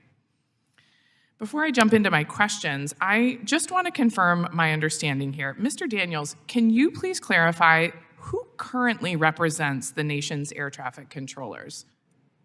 Good morning, Congresswoman, and I do. I am a 26-year veteran of air traffic control, and I am the elected National Air Traffic Controllers Association And president. you speak on behalf of them here today? I do. Okay, thank you. The FAA owned and operated air traffic control tower at GRR in my district, like many across the country, is in desperate need of modernization and relocation. At 60 years old, this air traffic control tower is one of the oldest among the top 75 busiest airports, nearly 20 years older than the majority of air traffic control towers. However, the FAA has not provided GRR with any sense of when it will invest in this ATC, despite the airport having completed designs for its future tower and despite consistently being told that we are number 2 on the priority list. Mr. Callio, with the FAA having approximately $5.2 billion in a sustainment backlog for aviation facilities and systems, can you please speak to how greater congressional investment in the FAA's facility and equipment account would maintain and modernize ATC throughout the U.S. to keep our aviation professionals and air travelers safe? That was you. Sorry about that. There's a variety of ways. First of all, we talked a little earlier about, in 1995, Congress gave the FAA procurement authority. It's rarely been exercised, or at least we believe exercised appropriately. And what we have to do is use this time to galvanize all of us to stop talking about the things we've been talking about, at least in my experience, for almost 15 years. We've talked about them over and over again. I think the trick here is to figure out what everyone can do together. Everybody at this table has come together representing an awful lot of the aviation industry. We all have our differences. We came together and provided this committee with a letter of recommendations that could be done.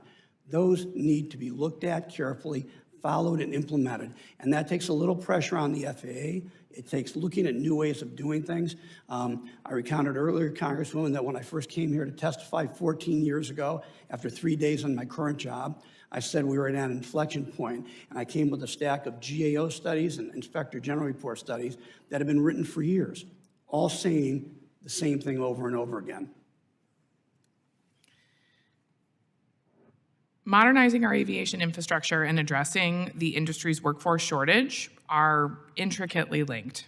We have to upgrade our aging system to equip our highly skilled aviation workforce with the tools they need to do their jobs well. Unfortunately, the ability of technical professionals to repair our aviation infrastructure and staff to these towers is very limited. Mr. Daniels, with a looming government shutdown in just 10 days, how would the administration and majority's potential failure to act put further strain on our air traffic controllers? Congresswoman, thank you again for the question. It will sever the artery, which is the pipeline of air traffic controllers in the system, by shutting down the Oklahoma City Academy. Not only that, you then have air traffic controllers that deal with the stresses and pressures every day of this system, making thousands of decisions in a moment's notice, handling and caring for the sky, now starting to worry about their daily paycheck. We live like every American does, and a lot of times that's paycheck to paycheck, and putting those stresses and pressures on that puts us in a very vulnerable position and adds risk to the system. Yeah, I hear you. Thank you. I yield back. Thank you. I will now recognize myself for 5 minutes. Appreciate the panel being here and appreciate your testimony before our committee today. Mr. Daniels in particular wanted to appreciate your work and the work of your air traffic controllers and the job that you do keeping us safe. I spent time flying aircraft in the Army, worked, on one side of that equation, and always appreciated the air traffic controllers that kept us safe and kept us in the right direction to keep our airspace absolutely as safe as possible.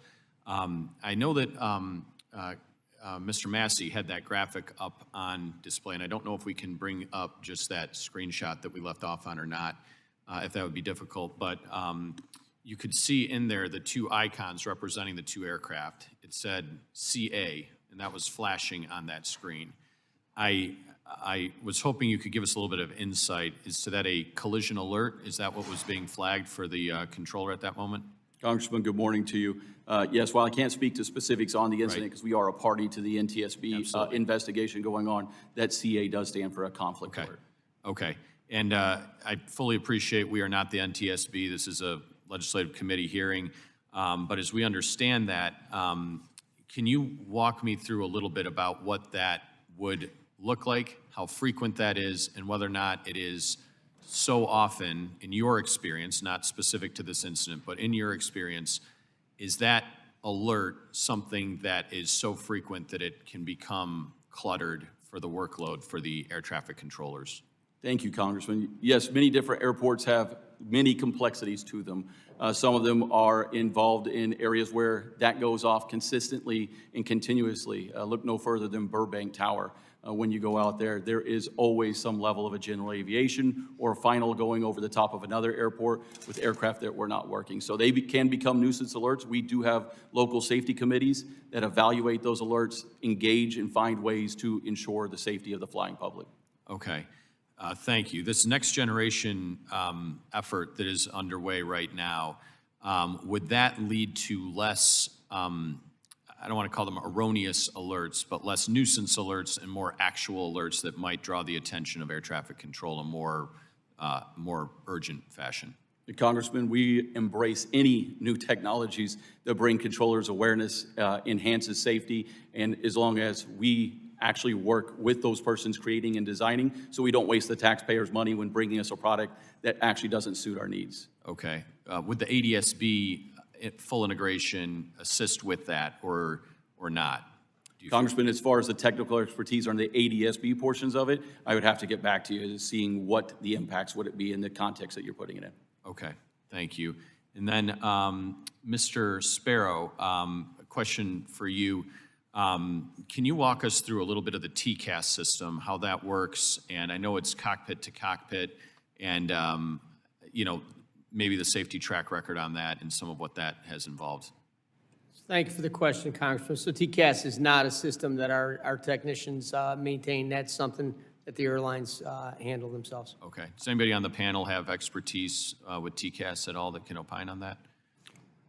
Well, sir, as you know, as an aviator, we've got multiple systems that are out there. The TCAS, though, in this case, it does get disinhibited or is not enabled when you get close to the ground, and that's why ADSB gives you a capability to be able to have awareness of altitude, especially, we looked at that video there.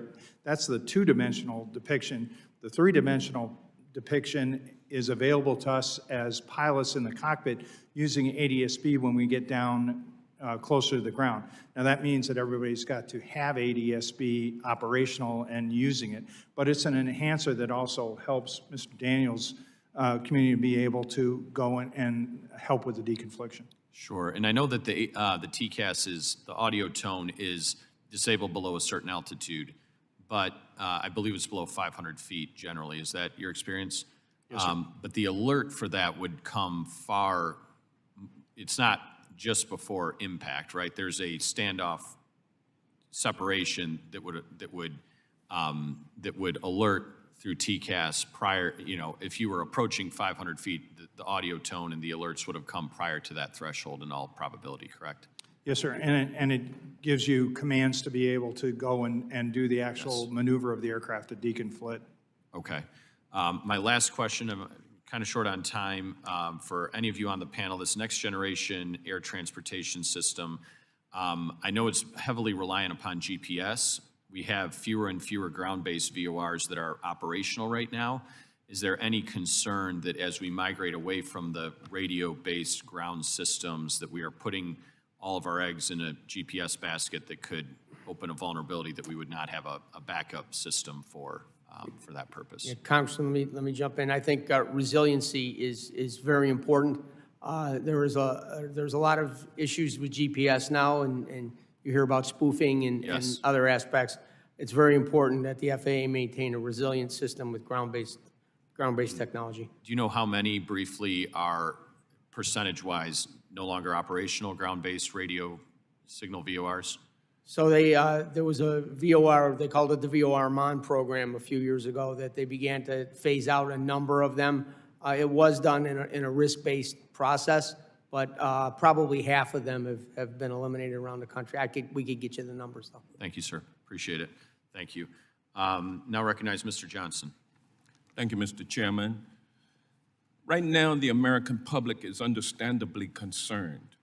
Passengers, pilots, flight attendants, and air traffic controllers are feeling the weight of uncertainty, wondering if the systems in place to protect them are as strong as they need to be.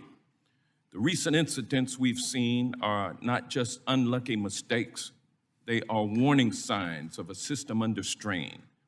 Outdated technologies, overworked and understaffed air traffic controllers, and years of underinvestment have put unnecessary risks into our aviation system.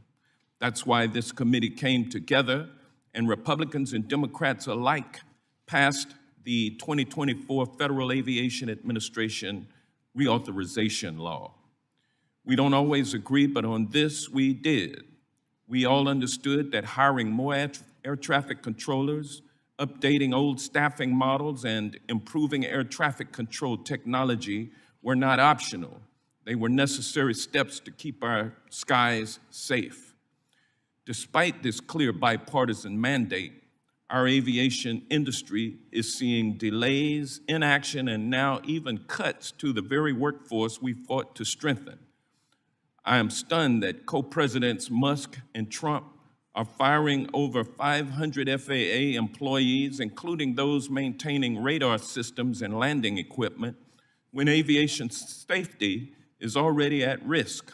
And Americans are deeply troubled and concerned about how our aviation safety is being compromised by co-president Elon Musk's glaring conflict of interest as he tries to coerce the FAA into canceling the contract with Verizon and awarding without competitive bidding the contract to overhaul the communications system that is the backbone of this nation's air traffic control system to one of his own companies. In other words, after firing essential and experienced FAA employees, the folks who are left at FAA are being leaned on to replace Verizon, which won the contract, and award the $2.4 billion contract for the air traffic control system to the man who's threatening to fire them. This kind of corruption and cronyism is breathtaking, and it's a threat to the safety of the public. This is not making our aviation industry safer or better.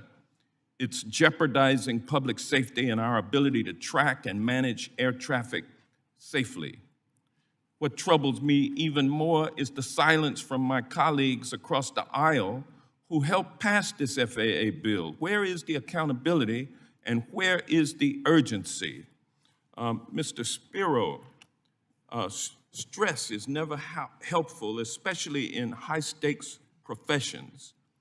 The FAA's air traffic organization, which provides air traffic control services across the United States, is undeniably one of the most stressful jobs in the world.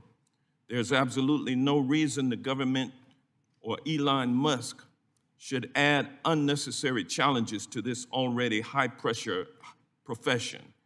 Yet, we're witnessing actions that can only be interpreted as attacks on these essential workers, actions that directly undermine their ability to perform their duties. Mr. Spiro, do you believe that These actions significantly increase the stress on air traffic controllers in an already demanding job.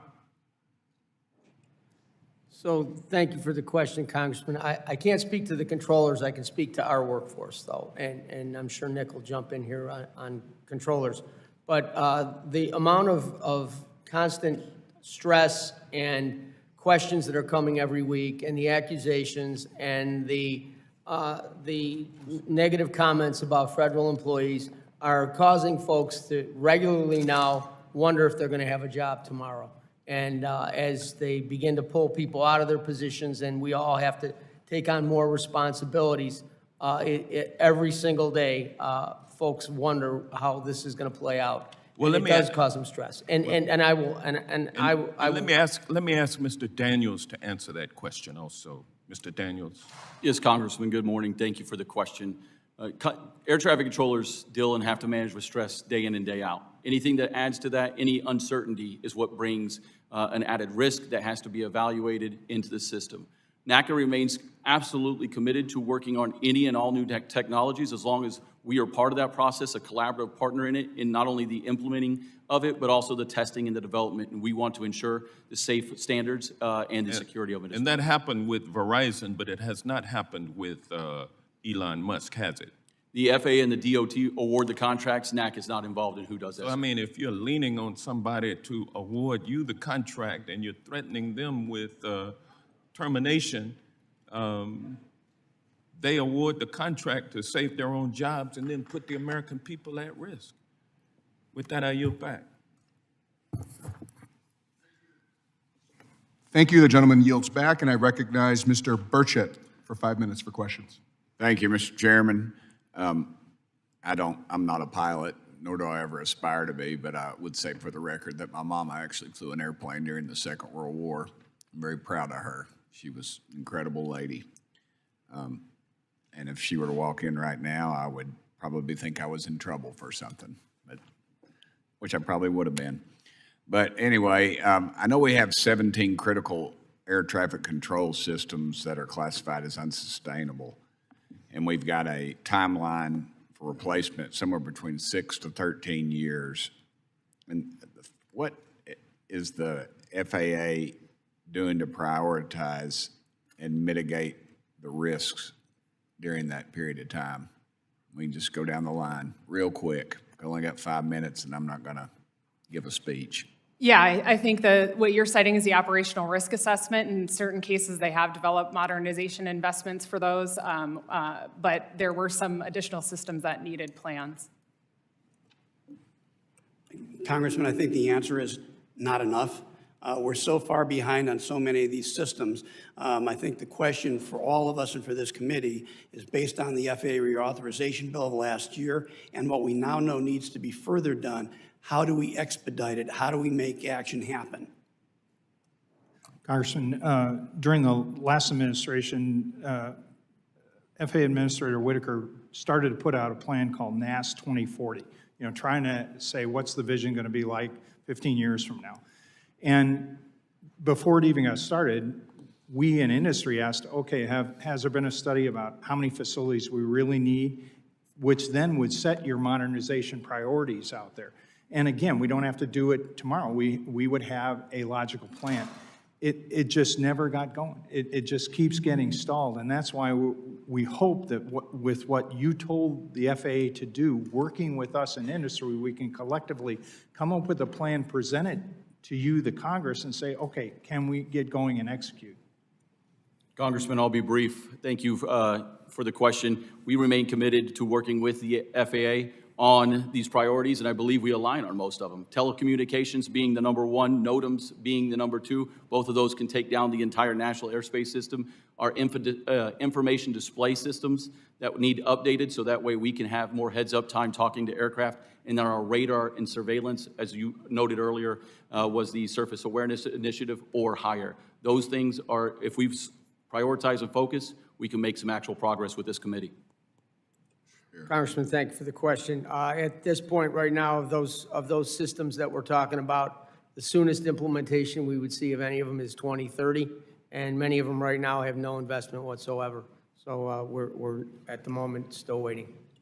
Thank you, Congressman. 92% of the F&E budget that the FAA gets is spent on the legacy system, the antiquated system from the 1980s and 1990s. Say that again, how much? 92% of their F&E budget is spent on that. 8% is spent on modernization.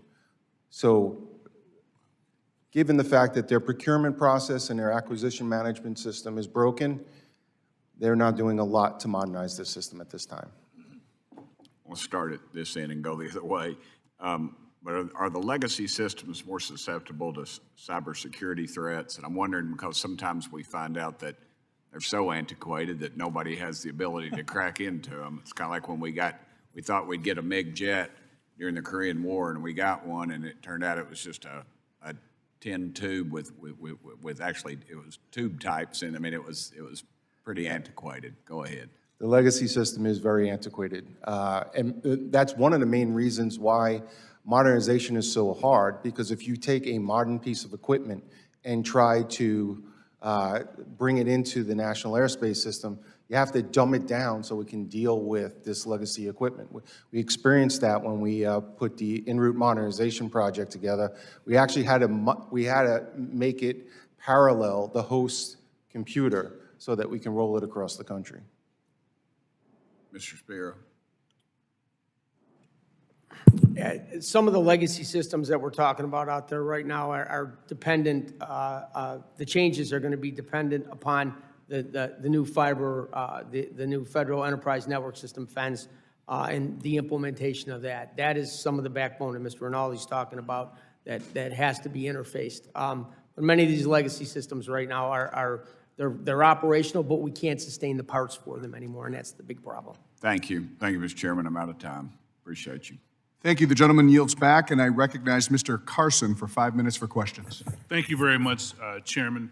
After the horrific mid-air collision at DCA and the tragic loss of 67 lives, including my constituent Asra Hussein, I believe it's past time for us to fix the problem of heavy military helicopter traffic around Washington National, which is one of the busiest runways in the country, we all know. I am relieved that there's a pause right now on military traffic, but I'm also interested in learning if you all agree that changes should be made permanently. I want our military aviators to get all the hands-on training possible, but not during the rush hour. My question is, do you think permanently changing the air traffic patterns at DCA would improve safety overall, or is this a one-off? Congressman, as our testimony from Airlines for America indicates, we support permanently suspending those helicopter flights around DCA with certain exceptions, and that would be physical or medical emergency and military. We also think that helicopter routes around other major airports that are busy should be reevaluated and looked at for permanent change. Congressman, again, thank you for the question.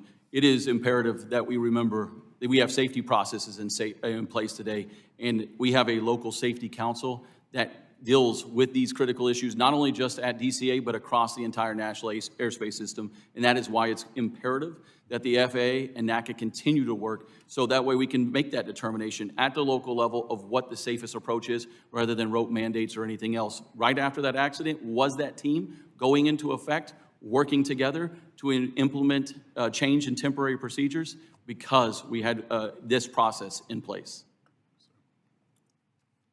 Yes, sir.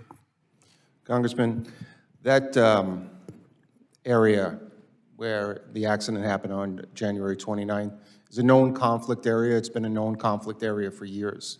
The FAA should look at these known conflict areas and deconflict them so we don't have to worry about that situation again. Thank you.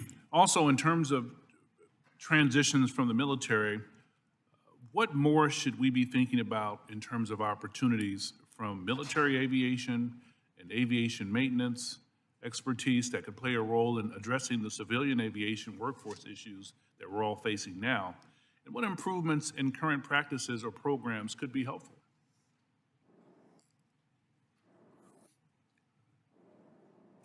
Congressman, I think it's going to be a continued effort of going out, as it has been stated many times over, of the involvement and engagement in not looking at just the short term, but looking at the long term. The true change is going to come from this committee's support of long-term investments in our modernization, in the infrastructure, and the equipment that we use.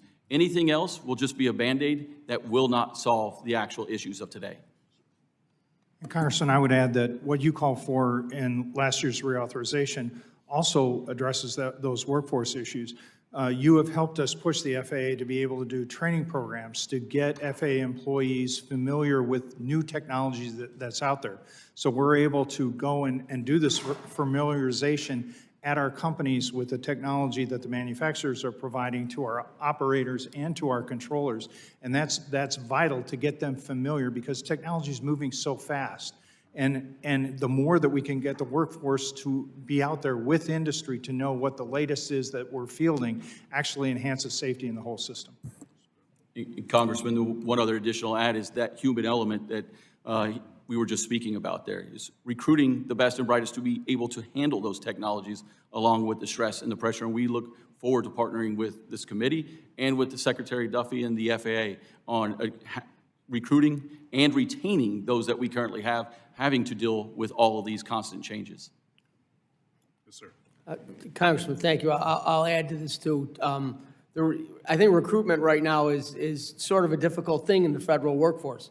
I don't really know anybody out there that's dying to become a federal employee right now, given all the attacks that are happening on them, and that's what we're hearing from our folks. Thank you all. Thank you, Chairman. Thank you. The gentleman yields back, and I recognize Chairman Nels for 5 minutes for questions. Thank you, sir. Thank you again, the panel, for being here. I've listened to most of your testimony here. Ms. Kraus, you talk about the 75% of the 138 systems, they're unsustainable. Mr. Callio, you talk about, it is the safest mode of transportation. I agree. We need to act with urgency. Your testimony said in 2011 you testified, and we still have floppy disks still today. How many years later? Mr. Bruce, you stated like we need to do something. We have to do something now. We have to do it now. Mr. Rinaldi, you talk about the aging infrastructure, and 35 years the FAA has always been short of controllers. It appears to me that these issues are all self-induced. We are our own problem. These are self-induced.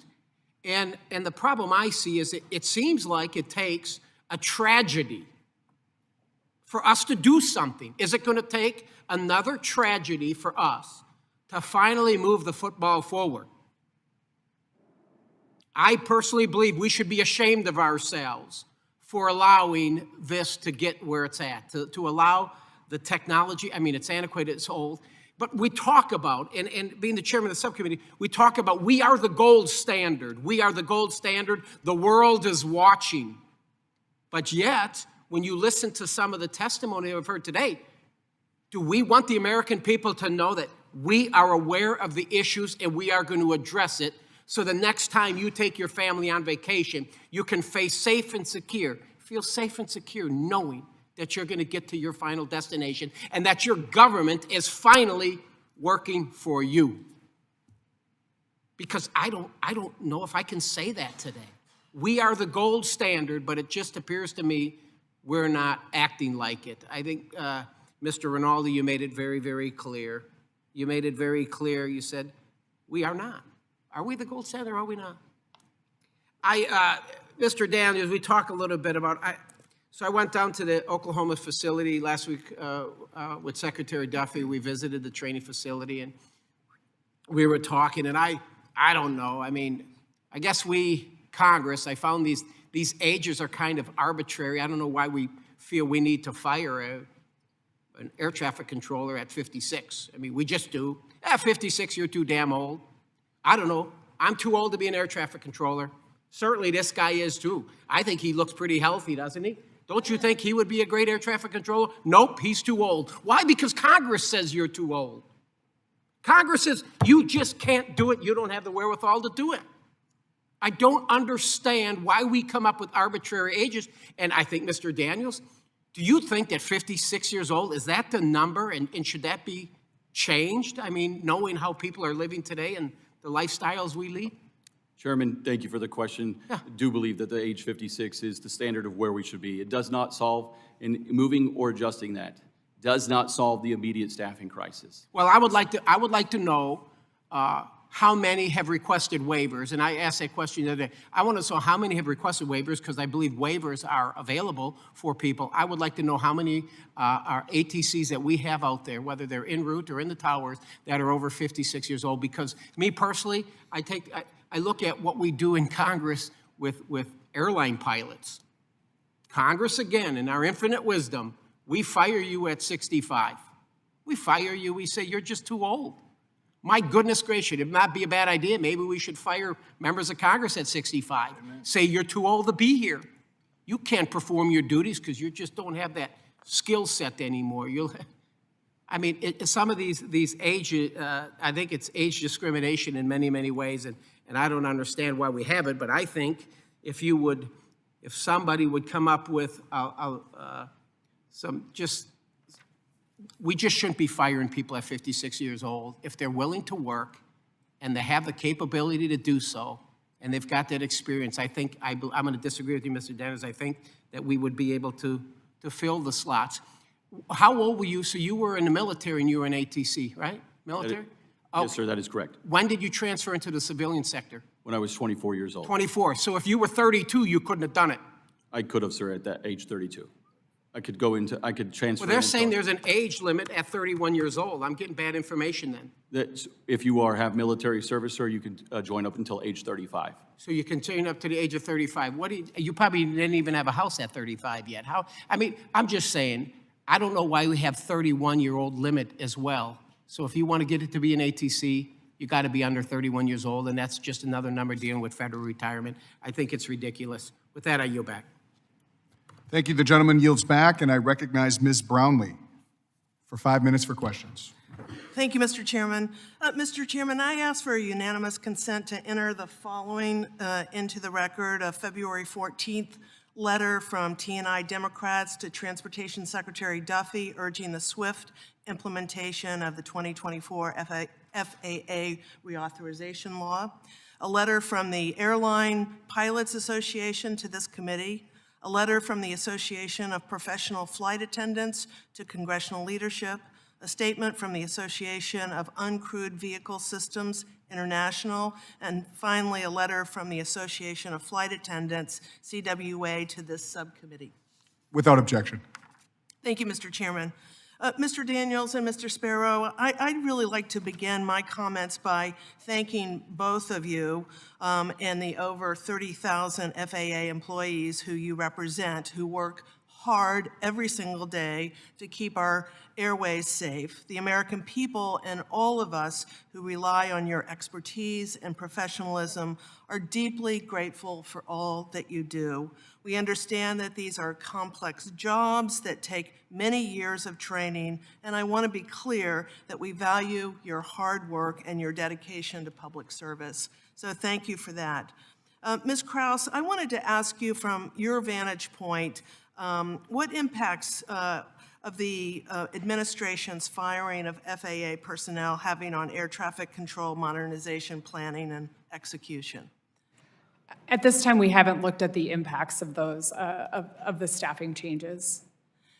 Well, you have weighed in on impacts of lack of staff currently. Yeah, I mean, I think when we've looked at ATC modernization, when it comes to especially some of the legacy systems and aging systems, I mean, one of the big challenges is not just spare parts, but also having those knowledgeable technicians in place to be able to maintain those systems. So that's certainly a challenge. Thank you. Mr. Daniels, can you comment again on the FAA staff firings? What's the morale like amongst your membership? Thank you, Congresswoman. As far as the air traffic controllers go, it is the stress and the pressures ever since the accident and the regular stresses that we go through. Now, the other aviation safety professionals that we represent are absolutely worried about, what they hear of what's called risks or reductions in workforces, as well as the probationary hirings. That does have them not focused on their job at hand and absolutely worried each and every day. And Mr. Sparrow, can you comment as well on the morale? And thank you for your comments about our workforce. It's greatly appreciated. I certainly can. There are several job series out there. We'll talk about maintenance mechanics for a moment. The sustainment of the current national airspace system depends partly on the physical infrastructure.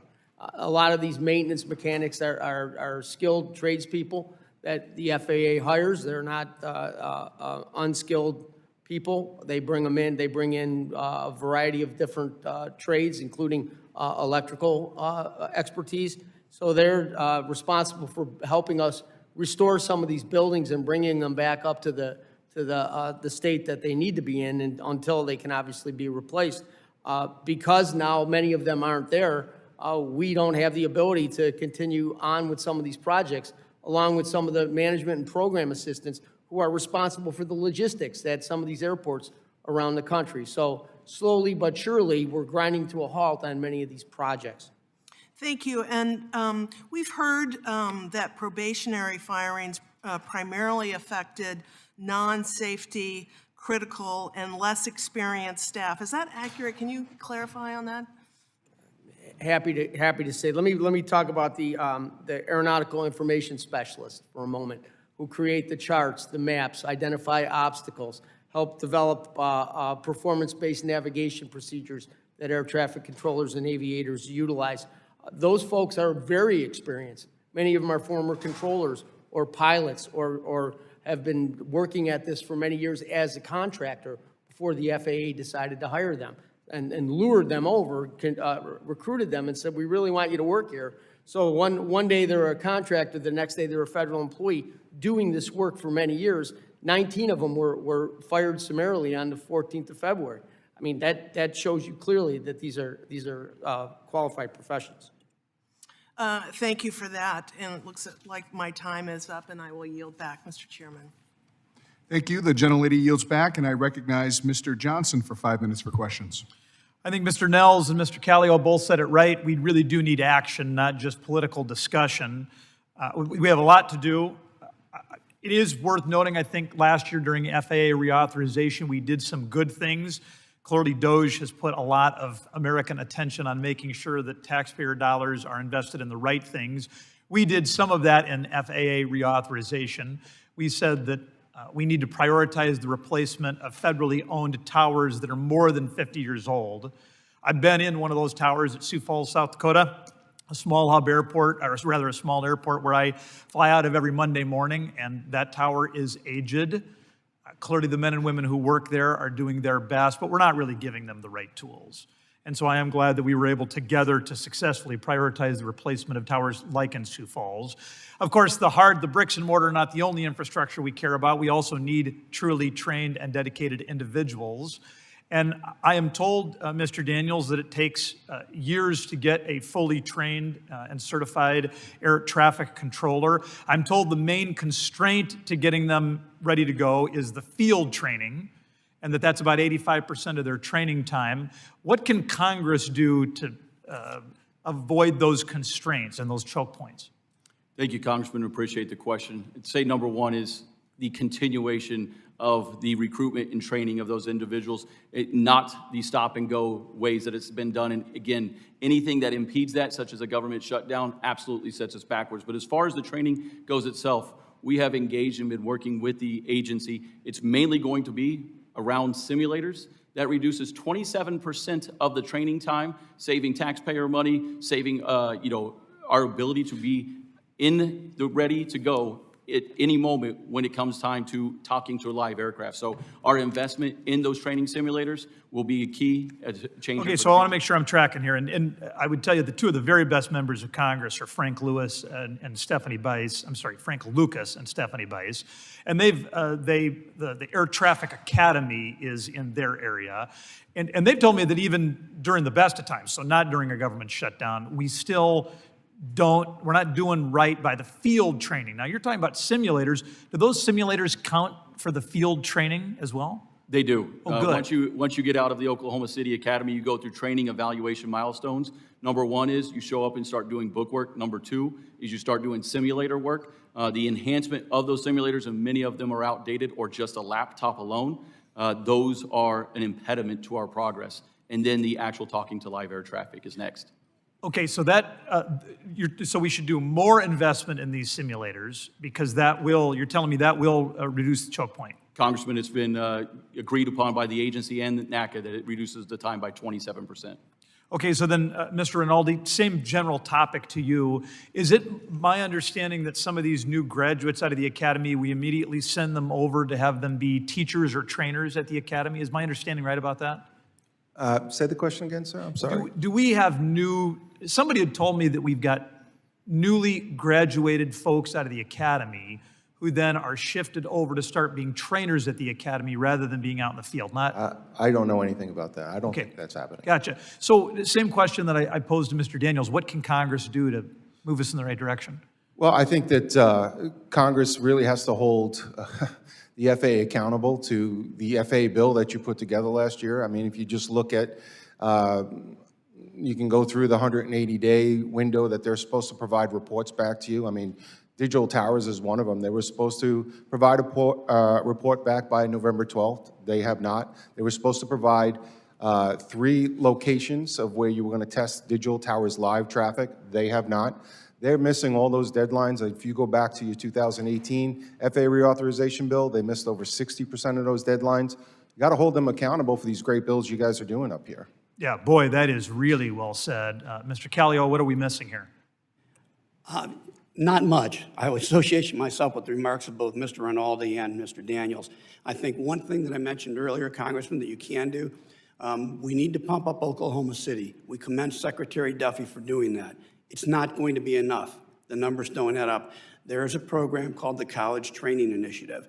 We start calling on the Biden administration to reinstitute that. It was decimated in 2014 for not very good reasons. And it was a training pipeline that helped keep the number of controllers current and could help again. The Biden administration ended up only certifying 4 schools, 2 of them in Oklahoma. There are many more out there, like Vaughn College in New York, where people can be trained locally and then put into TRACONs and towers in that area. And Mr. Kelly, I would just say you're saying it exactly right. And as I yield back, I would note that Frank Lucas and Stephanie Bice they would echo your comments that we have not done right by the Oklahoma City Academy, and we need to do better. With that, I would yield back. Thank you. The gentleman yields back, and I recognize Ms. Fushi for 5 minutes for questions. Thank you to the chair and the ranking member for holding this hearing, and thank you to the witnesses for being with us today. It has been made tragically clear that the FAA is facing a dire shortage of air traffic controllers, and it has been reported that more than 90% of U.S. airport towers are understaffed. Despite this, the Trump administration and DOGE have fired approximately 400 probationary FAA employees, many of whom were in roles of that are essential to aviation safety. After coordinating these mass layoffs, Elon Musk recently asked retired air traffic controllers to consider returning to work. Mr. Daniels, in your experience with the National Air Traffic Controllers Association, how will these firings exacerbate the existing shortage of air traffic controllers? And additionally, can you speak to how many air traffic controllers would need to come out of retirement to meet the current need? Thank you, Congressman. I appreciate the question. The solution is that long-term commitment that this committee has shown and put forward in the FAA Reauthorization Act of 2024 for the hiring and training the next generation of air traffic controllers. Any person that was to be hired back, if I leave right now today to go back to my home facility of Fort Worth, Texas, I would have to completely re-go through the training process. It is not where you stay standard, you do it one time and then you're good to just do it again. So the rehiring of air traffic controllers will just take away from the time of those that are going to have 25 plus careers that we need to actually invest in and sustain the system going forward. And furthermore, your testimony discusses the potential harm a government shutdown would have on air traffic control hiring and training. if there isn't any good faith negotiation and the government ultimately ends up shutting down on March 14th, can you elaborate on the dangers such a shutdown would pose to the air traffic controller industry specifically and aviation safety more broadly? Yes, Congresswoman. The air traffic controllers cannot take another hit right now of delaying this issue. That's what a government shutdown does. Not only does it impact the modernization, but it will shut down the Oklahoma City Academy that we are relying on to bring in these new air traffic controllers so we can train them. Anything that stops that by either a day, a week, or a month sets us backwards because those people have to be reset, recycled, and later trained. And many of them don't come back because they suddenly do not want to work in that type of career field or go without $0 paychecks or not even a paycheck, just go with $0 because they quit another job to try this one, and they quite often move on to other areas. Thank you for that. Mr. Chair, I yield back the balance of my time. Thank you. The gentlelady yields back, and I recognize myself for 5 minutes for questions. I would like to extend my gratitude to our witnesses for agreeing to testify before our committee today. It has become readily apparent that the issue of our aging air traffic control system infrastructure can no longer be ignored. As we've heard here today, many of these systems are out of date and present serious safety and operational concerns for our national aerospace system. These problems are not new, and modernization efforts have consistently been plagued with delays. Mr. Callio, in your testimony, you noted that the FAA failed to fully utilize congressionally enacted procurement reforms intended to improve modernization efforts. What can Congress and the federal government do to encourage full utilization of FAA procurement processes? Thank you, Congressman. A lot of it has to do with oversight. You have a great reauthorization bill from last year passed on a huge bipartisan basis. The tools are there, they need to be used. And part of what I was saying earlier is we all get together and we talk about it. We talk that we're at a crisis point. We need to have this galvanize us to figure out how we're going to move forward and actually make it happen. I confess that I've never made that full arc from talking to getting it done because it has to happen on the ground at the FAA. And again, I think that requires oversight. Also, I think there are some immediate things that can be done. Our testimony attached to it is the coalition letter where we provide recommendations. There's A4A's recommendations, short-term, medium-term, and long-term. We need an emergency funding bill. We've let these problems go and linger. And I think Mr. Rinaldi pointed out that 92% of the F&E budget goes to patching these old systems together. We need to face the problem. We are at a crisis, and Congress is the only entity that can really do it, along with the administration, say, we need to make a change now. We're not going to let Office of Management and Budget, we need to figure out, we need to do this as an investment, not only for people, but for our economy. Thank you. Mr. Bunce, you elaborate on how funding that has previously been used for the modernization of existing infrastructure has failed to provide a reliable source of funding to address this aging infrastructure. Could you expand on that? Yes, sir. If you look at the way we are not able to use the trust fund, and we go year, and then we stop, and then go another year and another year. So we don't have that multi-year procurement or capital funding that any business would do to be able to modernize. So obviously, it's something that we have to work with the appropriators, but in our conversations, and I think all of us with conversation with the appropriators, they're also very willing to work with this committee to be able to say, okay, is there a different way to use it? And, we do have that example of the Harbor Maintenance Fund, but there are other mechanisms out there. If we pay into the Airport and Airways Trust Fund, but we are not able to use it to be able to modernize the way we should. So if we get that emergency infusion of funding and then couple that with being able to use the trust fund wisely, we can make some real change. Thank you. And then finally, for Mr. Daniels, what do you view as the primary cause of low staffing levels in air traffic control towers? And what can the FAA do to address this for short-term and long-term? Thank you, Chairman, for the question. There's a few different points they got to hit here. One is the funding that we were just talking about has to continue because that funding also continues for the actual hiring of air traffic controllers and ensuring that they have the support tools and resources. Number two is we agree with Secretary Duffy on that we must recruit the best and the brightest. That's going to be partnering and sitting down and engaging in a negotiation with this agency on everything from pay, benefits, and the stressors and pressures of the system as well. And then lastly, it's going to make sure that we invest in Oklahoma City to continue not only the maximum throughput, but increase that throughput at the actual training facility itself. All right, thank you. And with that, I yield back.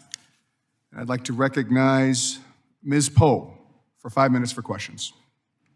Thank you, Mr. Chairman, and thank you to our ranking member for holding this hearing at a very critical time for aviation safety in America.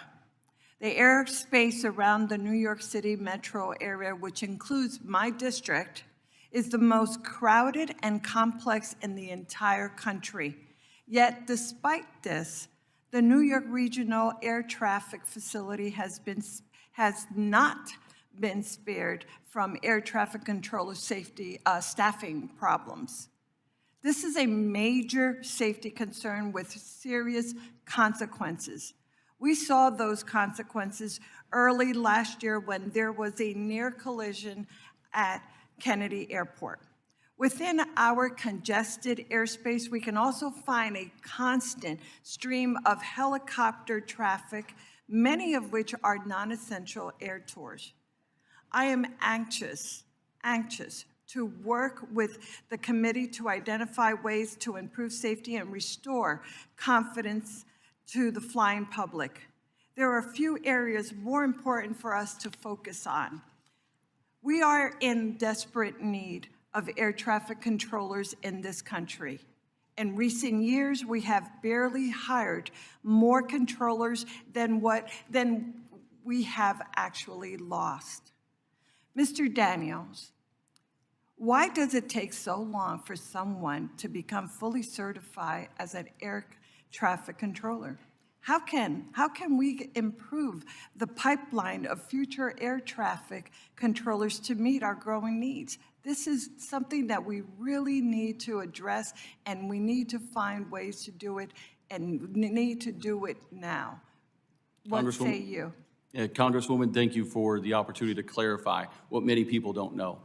We're 3,600 certified professional controllers short today. You cannot hire 3,600 people to go in and start working in a facility. It takes years of training. It takes roughly between 2 to 3 years from the time you're hired, and that's just passing the initial qualifications. We go through multiple training evaluation milestones. We go to an Oklahoma City Academy. If you don't meet the standard, you're removed as an air traffic controller. You then get assigned to a facility. Maybe in your hometown, it could be completely across the country. You then go and start with simulation training and bookwork. If you don't meet the standard, you're removed as an air traffic controller. You then begin talking to aircraft. And if you don't meet the standard, you're removed from being an air traffic controller. We do this to ensure that when it's critical, it's needed the most, that your life is in our hands, that you have all the training and expertise to rely on, and you do not have to worry what evaluation that we've gone to. You know we meet the high standard that we demand and that we ensure everyone that we work with meets. Thank you. Thank you for your response. But, you know, we are living at a time where there is so much stress going on all around the country. And this is certainly true for our air traffic control employees. In your testimony, Mr. Daniels, you describe how air traffic controllers shortages led to grueling shifts for what is already a high-pressured job. What is the impact of shortage on the workforce mental health? And what can Congress do to help? We really need to address this at a time that is so pivotal in our country. Congresswoman, we appreciate it. We look forward to engaging. The stresses and pressures of this job that normally exist are incredible. That is the reason that we have to continue recruiting the best and the brightest, that we have to continue incentivizing not only those to come into this career field, but to remain in this career field because we're working 6-day work weeks, 60 hours in that week. Any person that goes out and lives a regular life that only has 4 days off in a month knows that they're going to, at some point, either break, want to walk away from.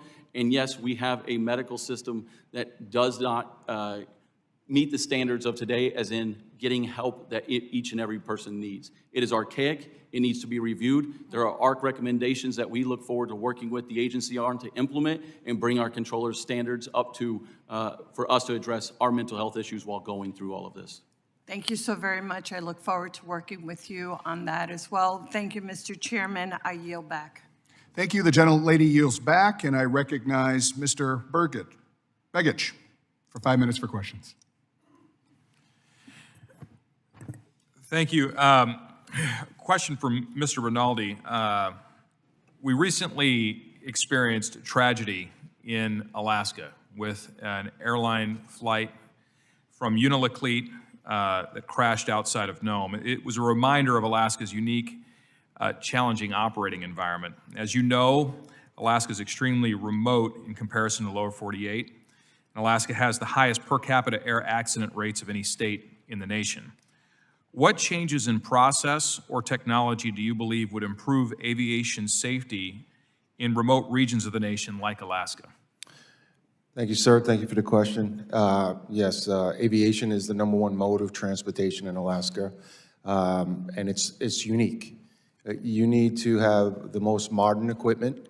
You certainly should be utilizing space-based ADS-B and all types of other tools to make sure to give the most accurate weather, certainly the most accurate situation that's going on there. Our hearts go out to the families and the people that were lost in that crash, but it happens a lot up there, and we need to enhance the safety of the system and really focus on it. Thank you very much. You mentioned a statistic, 92% of federal funding that's going to support technology is going to maintain existing technology, and we heard as well that so much of that technology is aged out that it's not even able to be maintained any longer. Can you just expand for just one minute on the importance of investing in aviation technology modernization and why that's so important? Yeah, absolutely. We're stuck in the 1980s and 1990s because we're stuck with, with the FAA facilities and equipment budget. So much of it is going, 92, 93, depending on the year, is going to maintain this archaic system that they can't use. They're just using 8%, so they're going very flat and not deep to modernize this system. Now, I'll be the first one to tell you, I would not give the FAA a blank check, because I'm not really quite sure they would use it properly with their broken acquisition management system. Congress gave them $75 million to expedite the new NOTAMs program, and they still have not awarded that contract. That was 2 years ago.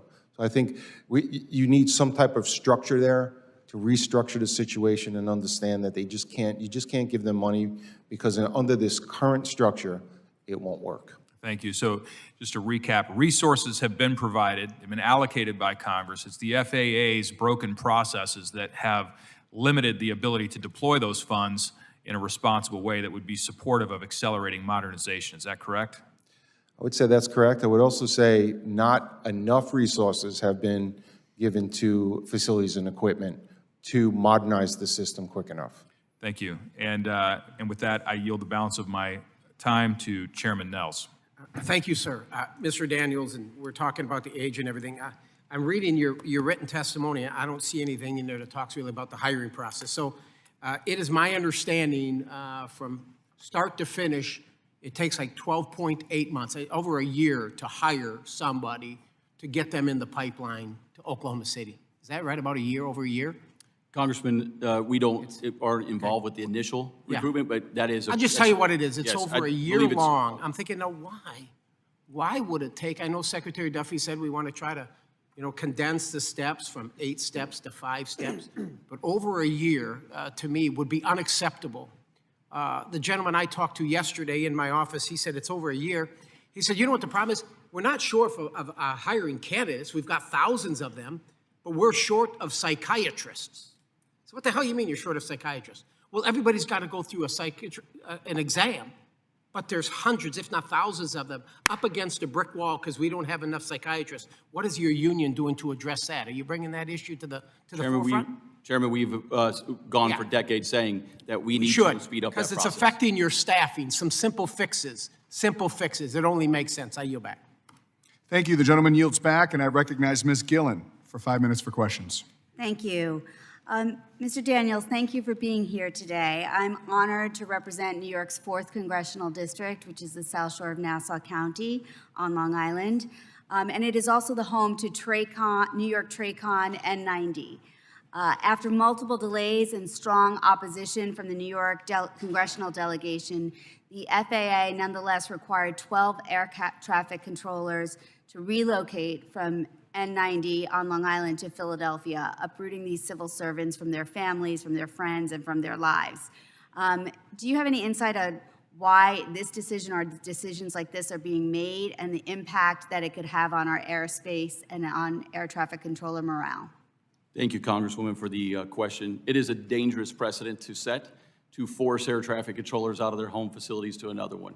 The two parties, NACA and FAA, have shown a strong commitment to collaboration, and anything that we reach an agreement on, we'll stand by, we'll put our name behind, and we'll do. But just the forcing of air traffic controllers to solve temporary problems is not something we want to be in the business of. Thank you. I'd like to address another major problem in my district, which is the unauthorized use of drones. We saw a lot of press coverage about drones flying over New Jersey, over New York recently, and my district is right next door to JFK Airport, which is one of the busiest airspaces in the world. And the risk of a drone incursion into our airspace and across the path of a major airliner is very, very real. What can we do to make sure our air traffic controllers have what they need to avert a disaster? Thank you, Congresswoman.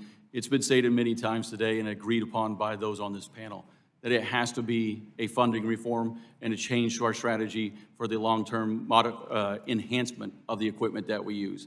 If that equipment is to start dealing with unmanned aerial vehicles, drones, and otherwise, we put out advisories. We know what we see in the sky right now and provide any information we can.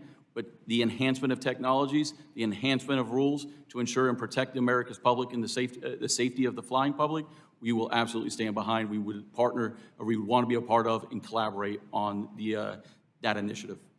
So there's a lot of information in the testimony. I reviewed the written testimony of all the witnesses about the need to update our equipment and how our technology is lagging behind.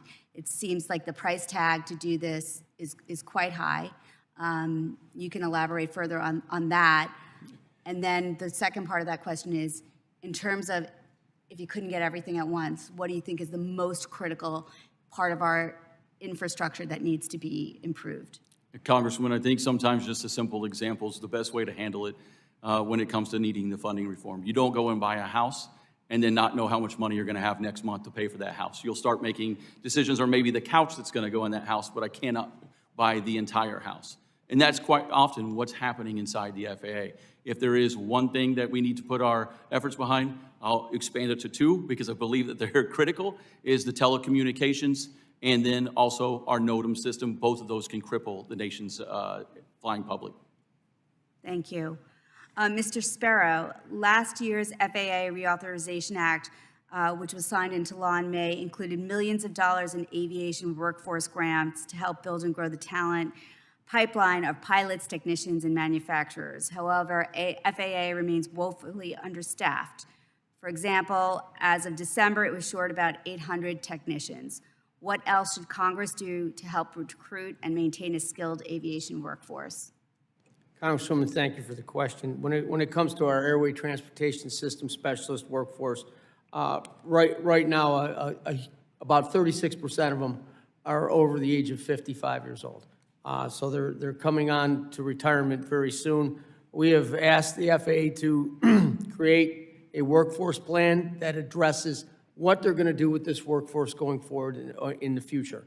That is supposedly in the works. I've seen some drafts of it, but as far as I know, they've not provided that to Congress as of yet. I will say that this workforce, if properly staffed and resourced, can be a participant in upgrading the national airspace system. If we have enough of them around the country at every airport, we can participate in the installation and implementation of new systems. Thank you, sir. Mr. Daniels, Transportation Secretary Sean Duffy announced last week that he intends to supercharge air traffic controller hiring at the FAA, including by raising starting salaries and streamlining the hiring process. What impact will this announcement have, and what should the administration be doing to fill the workforce shortage? We look forward to working with Secretary Duffy on our current workforce and recruiting those in. We need to engage in talking about the pay and benefits associated with this job because of the stresses and pressures and what we're under. We need to retain the air traffic controllers that we have today. Thank you. I yield back. Gentlelady yields. I ask unanimous consent to enter into the record the white paper from more than 30 aviation stakeholders outlining several priorities on air traffic control infrastructure and staffing sent on February 9, 2025. Without objection, so ordered. I recognize Mr. Bresnahan for 5 minutes. Thank you, Mr. Chairman, and thank you all for taking time to come out here and testify in front of the subcommittee. Something that we've been hearing a lot more of is the conversations relating to ADS-B, and I am a licensed helicopter pilot, so obviously my heartfelt feelings towards the DCA tragedy and really where the terminology, something that we frequently reference in the world of aviation, but something that gives me the agita when I'm flying is not every aircraft is equipped with ADS-B. And my first question would be to Mr. Bunce about where do you see the technology moving with third-party applications, and how can we in Congress try to ensure that every aircraft is equipped with ADS in and out technology?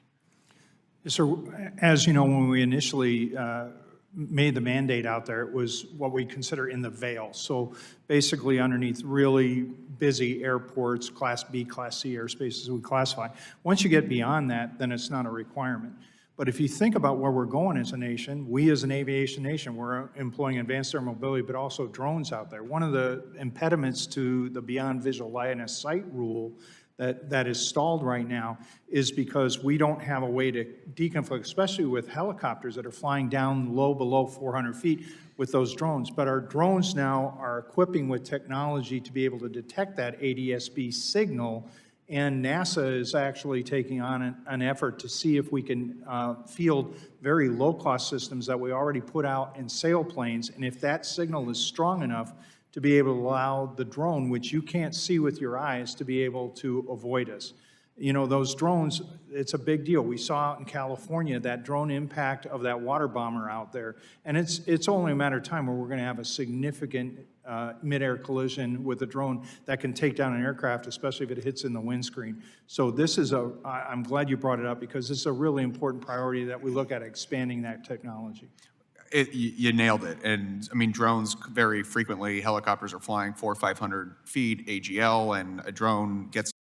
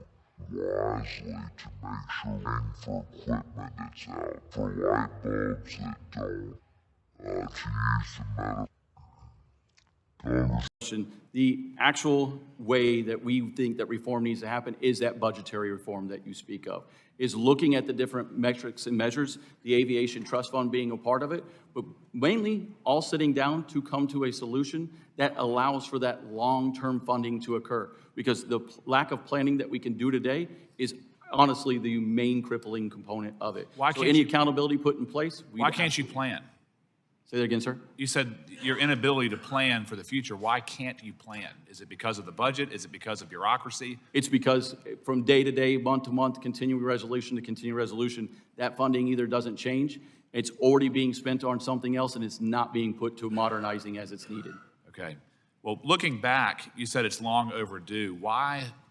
What are things that we can do in terms of air traffic control to assist air traffic control in making these needs known earlier, more urgently, so we don't find ourselves in this predicament going forward? Congressman, and thank you.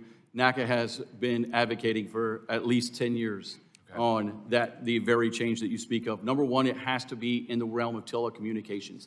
That is a major impediment to the system, and it's a safety risk. Not only that, then it would be the NOTAM system. The NOTAM system that provides information to pilots across the country, that would need to be invested in, corrected, and fixed, because again, it takes down the entire system when it's not up to date. And then get into the controller needs. That's going to be an information display system. Right now, an iPad has 10 times the amount of information than a controller does at our fingertips when we're controlling airplanes. It's antiquated, we're clicking on buttons and quite often not even being able to use it. And then the last one's going to be the investment in our surveillance or our radar, so we have surface awareness and we can be out looking out the windows or the planes instead of spending time looking for information. Is there a way, in your opinion, sir, to decentralize the bureaucratic mechanism that currently seems to exist? It seems like the air traffic controllers is very centralized, from the training to the equipment requests to procurement requests, whatever it may be. Is there a way to decentralize so that there is more efficiencies within the system? Sir, I don't know exactly what that answer would be, but I know that being a part of it and ensuring that those monies are going towards the accurate or the actual issues will be key to all of it. And NACA's involvement is that so that a piece of equipment isn't rolled out, and then we find out what it is and how it doesn't actually work for us. That continues to be the broken model that exists today. If somebody buys something, we look at it and say, we can't use that, and then we go start the process all over again. So anything that's an effort to fix that, we absolutely support. And then my last question, sir, how is air traffic controlling doing with recruiting new members, seeking careers in that field, training them, and then dispersing them to into that career? Congressman, we agree wholeheartedly with Secretary Duffy that this is the time to recruit the best and brightest, to invest in the people. And that's going to come through working on not only the hiring and the training of those air traffic controllers and incentivizing them into the career field, not just while at Oklahoma City Academy, but the ones who are coming in and then going to live in either a high cost of living area and retaining the air traffic controllers that we have today that are leaving quite often because of the stresses and pressures of 6-day work weeks. Do you see any value in having more academies besides just the Oklahoma City Academy, or do you like the model of having it just in one place? Congressman Knack is on record. We support any ability to maximize the throughput of air traffic controllers through a system. Okay. Mr. Chairman, I yield back. Thank you, sir. Gentleman yields. Mr. Carbajal, you're recognized. Thank you, Mr. Chairman. First, I too want to offer my condolences for those that were lost in the recent American Airlines tragedy. It was a sad day for our country and for the citizens that we lost. Mr. Bunce, currently we are nearing another government funding deadline. Can you discuss how past government lapses impacted the FAA's ability to provide continued certainty for safety and ongoing modernization of the system? Yes, sir. Over time, we've all participated in this, and each time that we get ready to go into a potential shutdown, all of a sudden the FAA starts to prepare for that. So in my world, certification starts to stop, communications, it really breaks down because the FAA starts to focus on that. And then if we do go into a shutdown, we've talked about all that happens within the system. We require controllers and others to be still on watch, doing their job, but we don't pay them, so that affects morale. But then, after a shutdown's done, then all of a sudden we have the reconstitution time. So it's not just the period of shutdown. It extends far beyond that. And many of us have been up on the Hill many times talking to members on both sides of the aisle, and it just seems like, especially our controllers are the pawn in the middle of a shutdown that both sides want to be able to use and say, see the pain. And we just all look at this and go, can we just stop this and exempt this agency that is all about safety from all of this perturbations that happens during shutdowns? Thank you. Mr. Daniels, in a similar vein, I want to hear from you about the impact of a potential government shutdown on air traffic controllers. I understand that air traffic controllers already work long hours and have tremendous responsibility in managing our nation's airspace. How will a government shutdown impact training and retention? And what are the long-term implications for air traffic controllers if there is a prolonged shutdown? Congressman, thank you for the ability to address the question. This is going to exacerbate the crisis. There is no doubt about it. A government shutdown cuts off and severs the artery to the actual fix, which is the hiring of air traffic controllers and then placing them in for training. The Oklahoma City Academy shuts down during a government shutdown. Controllers then that are currently controlling don't get paid. And then all of our support and resources that help us on a daily basis, everything from creating a chart to making sure we have the latest information, they are sent home. So it is just us keying a headset, talking to the aircraft, and there's no modernization, there is no new trainees coming in, and just a day shutdown puts us months behind. A 35-day shutdown put us 500 trainees behind, which was 25% of the new controllers coming into, or the new trainees coming into the system last year. Thank you. Mr. Daniels, many Americans have been reminded of the critical importance of air traffic controllers in maintaining safety within our national airspace. Can you discuss the type of training that individuals go through to qualify for a job as an air traffic controller? And two, can you discuss how President Trump's baseless claims about the FAA's workforce impact recruitment and safety? Thank you, Congressman. The beginning of your question is every time a controller isn't in the news, it's a good day for us. We continuously are the people behind the curtain that no one knows about. People get on a plane, they put on headphones, they recline their chair, and they just know that they're going to arrive safely. That's what we pride ourselves in, is that every American and every person who traverses the airspace, they are in our capable hands. And that comes along with the training that is needed, which is 2 to 3 years to get that person ready to certify for the moment of either the routine day, the extremely complex day, because every day that one of the air traffic controllers goes to work is a new day, a new system, and it's something that they haven't seen before. So they have to be at the top of their game.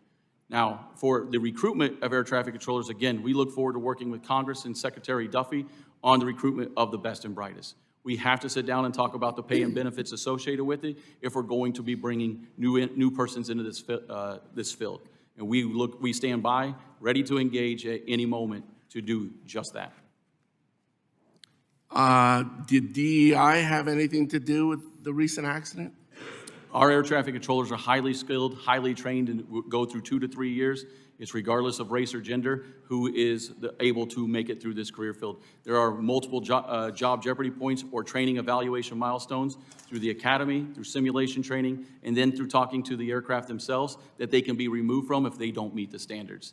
Thank you very much, Mr. Chair. I'm out of time. I yield back. Gentleman yields. I now recognize Mr. Van Drew. Thank you, Chairman. So on a lighter note, because you always have to have a lighter note, right? Everybody's got a smile once in a while.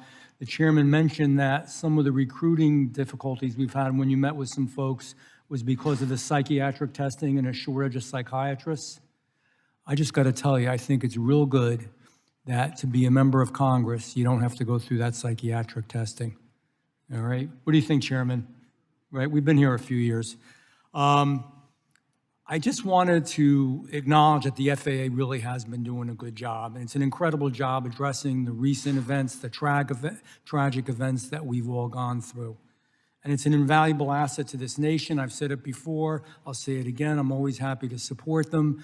And as you know, I have the FAA Tech Center in my district in the state of New Jersey. Good people do a good job. I'm proud of them. I'm proud of what they represent, proud of the work that they do.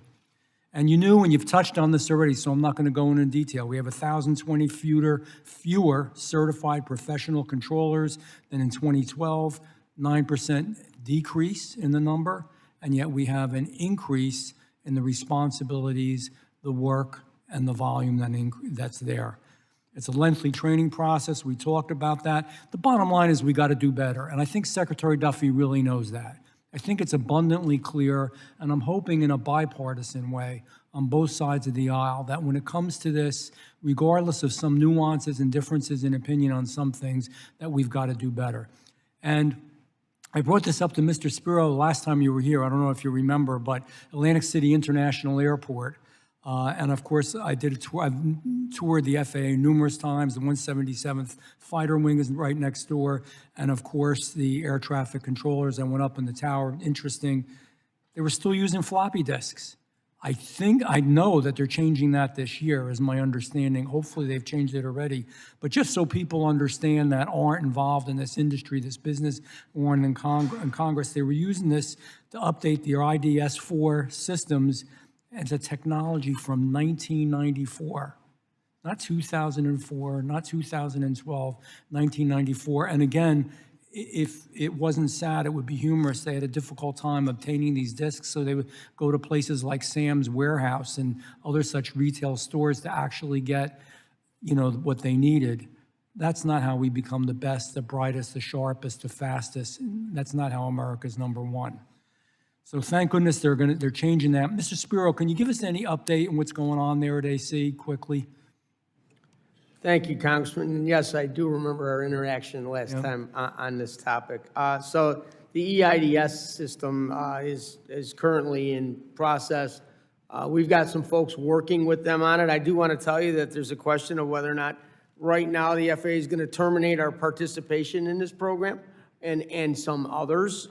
So we bring a lot of technical expertise that's necessary for a smooth and swift implementation on this system. So there's about 400 of them to roll out, and the FAA is saying it's going to take them till about 2030 to make that happen. We don't think that, I mean, honestly, and I said before, and I said to you last time I was here, if our workforce was properly staffed and properly resourced, we would be able to participate in the implementation of this system, but we're not. We don't have enough of us out there to do this. But honestly, it's from the technical perspective of an installation, it is not one of the more complicated things to accomplish. It can be done in a Hopefully week or so. Secretary Duffy will help with this because we really got to get moving. I agree with you. It's important. I'm going to ask a question. Any one of you are free to answer. It's going to be a little different. Anybody has the guts to answer it. So last year, we all remember drones. I'm not talking about we're behind in the technology and all the technical issues. A lot of people saw them. A lot of people saw them. There were sightings. The Coast Guard saw them. The nuclear plant in my district, professionals saw them.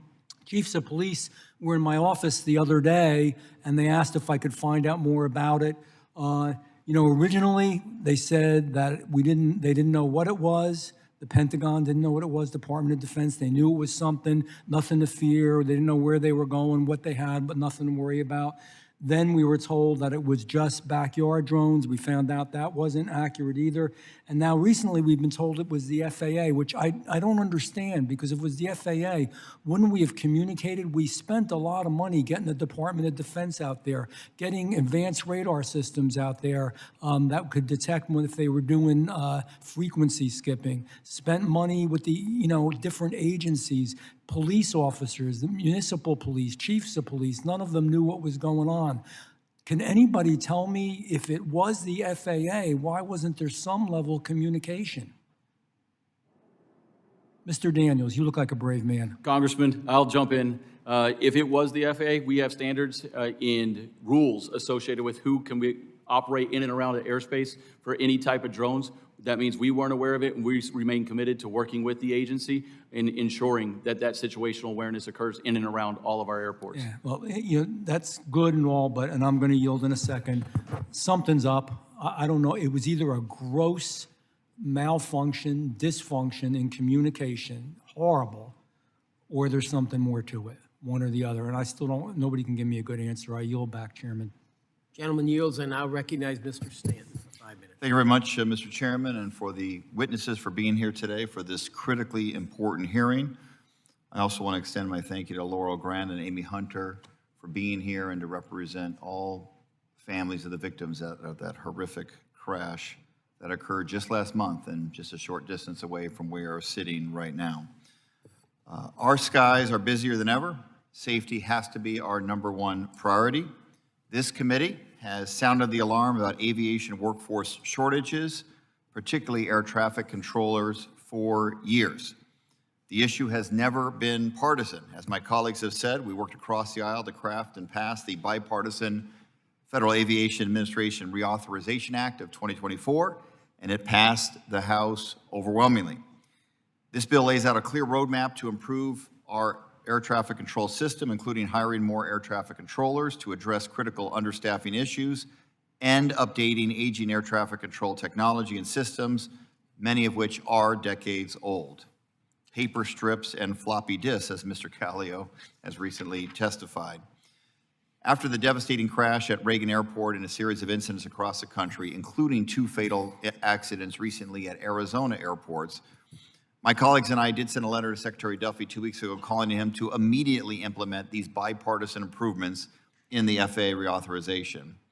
Instead of focusing on those safety improvements, Secretary Duffy has sidestepped this committee's bipartisan informed FAA bill and invited Elon Musk and DOGE to poke around the FAA and the complex air traffic control systems.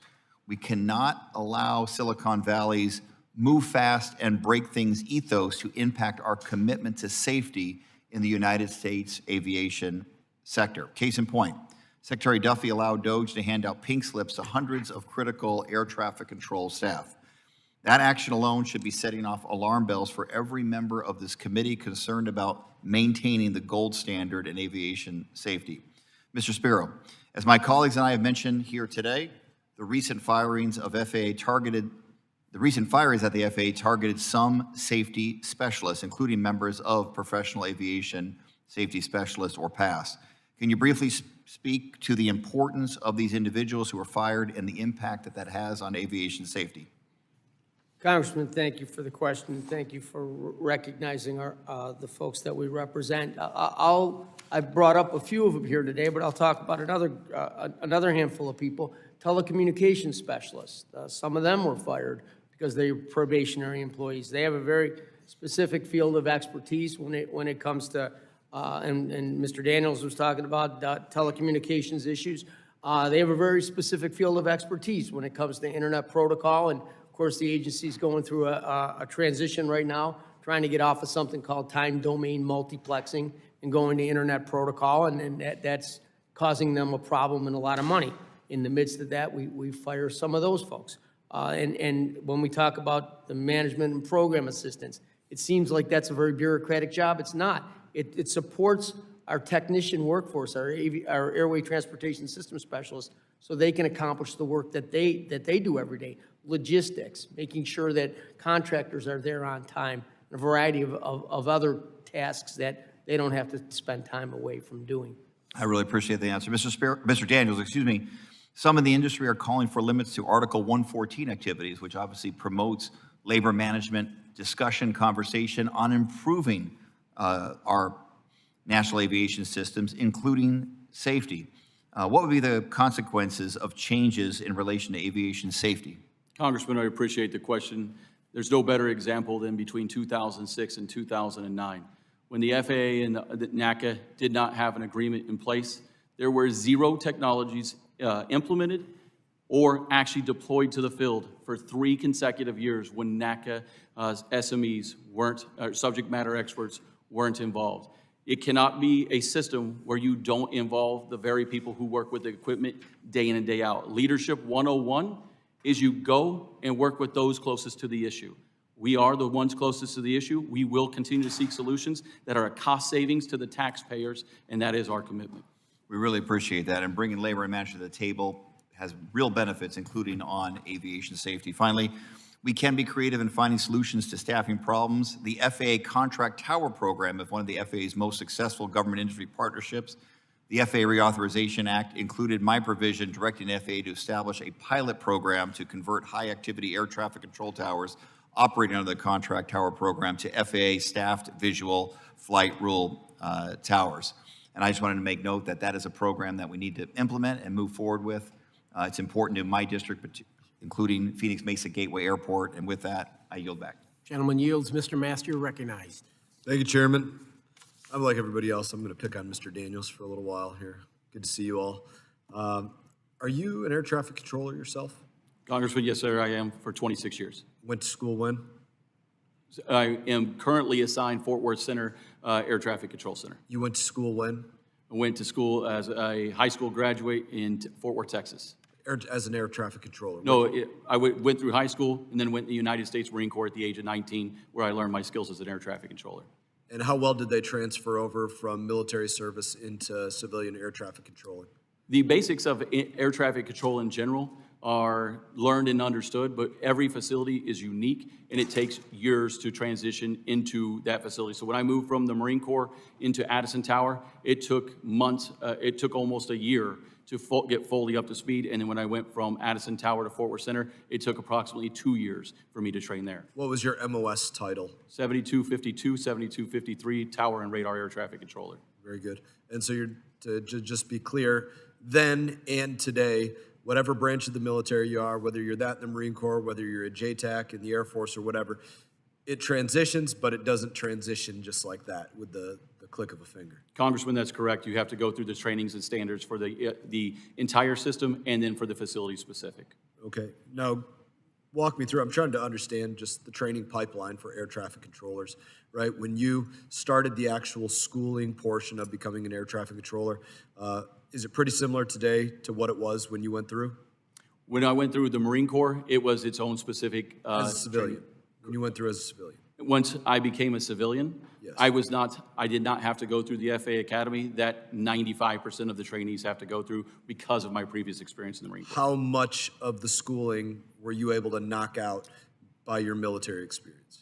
I was able to completely bypass it in going to a tower. If I was to go to an en route facility, I would have had to go directly to that facility and learn there. So you did go right to a tower. You didn't have to. Very good. That is correct, sir. And so you were able to bypass all of it. I was able to bypass the initial training since I had already gained experience, and then I was subject to the training at the facility itself. So for the military, how long does it take them to train somebody in what you did in the military that you were able to transition to do as a civilian without having to go through the civilian training? What's the delta between the timelines of training? Congressman, it's almost exactly zero. It's approximately 3 months in the Marine Corps and then 3 months with the FAA. Apples to apples. Correct, sir. Very good. And for anybody going through the civilian side of it, you're saying it's almost the exact same timeline. Walk me through what that looks like. What are the different sections that they're going through? What are they covering? What's the most difficult part about it? Where do most of the people find attrition and start to fail out of it? Where's the really big part where you start to wash people and say, these are the right individuals and these are the ones that are not going to make it and successfully traffic our skies and keep people safe? Congressman, the first initial weed out of just applicants in general are going to come through the rigorous medical standards, and then also the IQ standards that are set. You have to do a background check and also a security check. What are the IQ standards?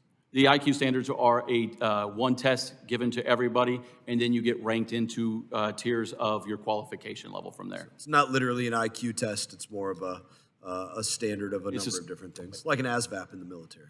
That would be an equivalent, yes, sir. Okay. And And then once you get to the Oklahoma City Academy, people begin to learn what the world of air traffic control is. It is a 4D continuous moving picture.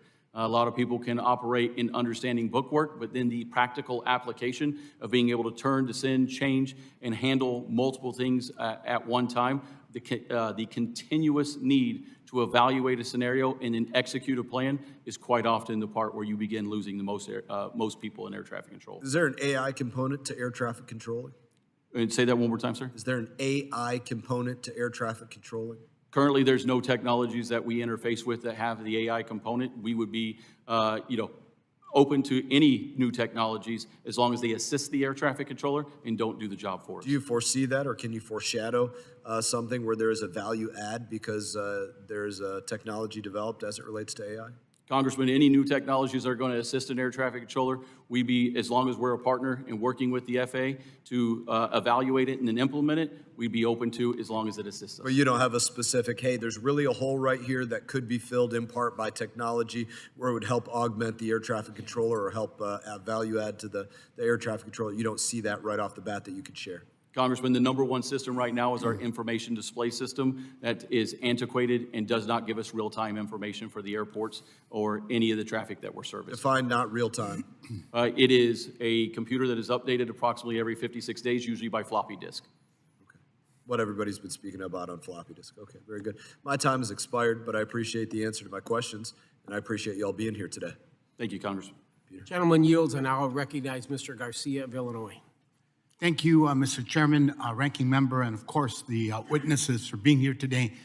Last week at Midway Airport, located in a densely populated neighborhood in Chicago, a Southwest Airlines flight had to perform a go-around to avoid a jet that had crossed the runway. I'm sure that most of you have seen the disturbing video. The FAA and NTSB, of course, are investigating, and early reports indicate that the jet crossed the runway without authorization to do so. I'm grateful for the Southwest Airline pilots and their actions to avoid a potential disaster. It's another harrowing reminder of the importance of upholding strong safety standards in our aviation system. This includes updating obsolete equipment. The surface surveillance radar used at Midway Airport is composed of parts that are no longer being made, forcing the airport to look for replacement parts from other airports. Mr. Daniels, in your testimony, you highlighted your union's work with the FAA to fast-track the surface awareness initiative. This initiative would reduce the number of runaway incursions at airports. Can you talk about why collaboration between your organization and the FAA in this initiative is so important and why funding upgrades to infrastructure is critical for safety? Congressman, thank you for the question. It is a great example of success. When two parties get together and actually go out and procure a piece of equipment that we agree is needed and necessary and fits the bill instead of it being purchased in advance and then given to us and say, can you make this thing work? That is what usually sets us behind day in and day out. But our involvement was making sure that it was going to not only suit the controller's needs, but it could be also rapidly deployed, given the proper long-term funding at the other facilities that is needed as well that don't have any level of a surface awareness. Thank you for that. Next, I'd like to discuss troubling reports that the FAA is looking to cancel a contract with Verizon to design, build, and operate. A few of my colleagues have addressed this. The FAA's new communications platform and to replace it with Elon Musk's Starlink. If that's not corruption, I don't know what is. Canceling this federal contract will bring costly litigation and show the work already being, and it will slow the work already being done. Where is the efficiency in that? Elon Musk's meddling with the federal workforce has also caused fear among air traffic controllers. Roy Guerrero, an air traffic controller at Midway, for example, is concerned about the threats to his livelihood. he received an infamous Musk email asking what he accomplished last week. What's he supposed to reply? Why is an air traffic controller entrusted with the lives of the flying public in one shift being asked this question? We need to be hiring as many air traffic controllers as we can to meet the increasing demand for air travel. We need to be acting with the urgency to improve our aging infrastructure, not breaking contracts. Mr. Daniels, how damaging would a delay to the FAA's Enterprise Network Services program be to aviation safety? Congressman, thank you for the question. Every time that we have delays associated with a lack of equipment, it reduces the capacity at the airport. Everything from telecommunications to the normal equipment that we access and use. We'll either have to figure out a way to work around it. Can we mitigate that risk? Because that's ultimately what safety is about. Can we mitigate the risks that are in front of us? And if we can't mitigate that risk, we have to begin reducing the capacity of the actual airspace to protect and preserve the safety of the American flying public. And could I add to that, thus the urgency of moving ahead with the legislation that we've passed here on a bipartisan basis to ensure that the flying public can continue to have confidence in our system? Congressman, I know that I stand shoulder to shoulder with everyone that's on this panel of applauding this committee's work on the FAA reauthorization of 2024, and we cannot derail that progress now by focusing on anything else than the crisis at hand. Thank you, Mr. Daniels, all of the witnesses, and with that, I yield back, Mr. Chair. Gentleman yields. Mr. DeSanya, you're recognized. Thank you, Mr. Chairman. I really want to thank all the panel members. Having sat here and listened to your testimony, the sense of urgency that you all expressed was both frustrating because I share your urgency, and I'm very happy with the work we did and all the comments you did, but frustrated in how we get to this position in this wonderful industry with everyone has recognized how American leadership on aviation safety and the ability for Americans to travel, really quite remarkable, but that we let this crown jewel in many ways get to this point. And now my bill, the Safe Landings Act, which was a result of the near miss at SFO 11 years ago, where Air Canada flight came within 59 feet of landing on 3 loaded airplanes, and if it wasn't for the alertness of a United co-pilot, seeing he had lined up incorrectly, we wouldn't have gotten all those things. So the good news is we're all engaged. We need to ramp up what we reauthorized and then start filling the blanks. Mr. Callio, I was really struck by your comments, and I'm struck by it in contrast to a lot of the political debate right now about this partnership. Clearly, the aviation industry needs the public sector. This is public-private partnerships, but this is a model for your shareholders, for your, I mean, I've always argued it's a low return on investment business, but we still need to have investors, and we've got to respect them. But I was particularly taken by your comments, and I want to ask you the importance of looking at this critically. I was just saying to staff, I'm sure the insurance industry has sophisticated actuary reports on risk assessments when you get to this level of staffing. So one question is, are you aware of anything like that? And how we could really model the decrease from a sophisticated and analytical perspective, instead of relying on near misses, which are important, but just if you get to this level of staffing, where I live at SFO, this is the danger you have into the whole system. Do we have anything like that at a macro level where we could express to the administration that it's not about blindly cutting staff to increase efficiency?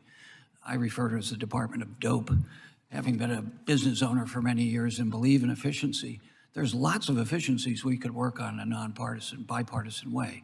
Could you tell me just the industry and the partnership and the respect you expressed for the rank and file public employees? We don't have safety if we don't have competent rank and file public employees at the FAA.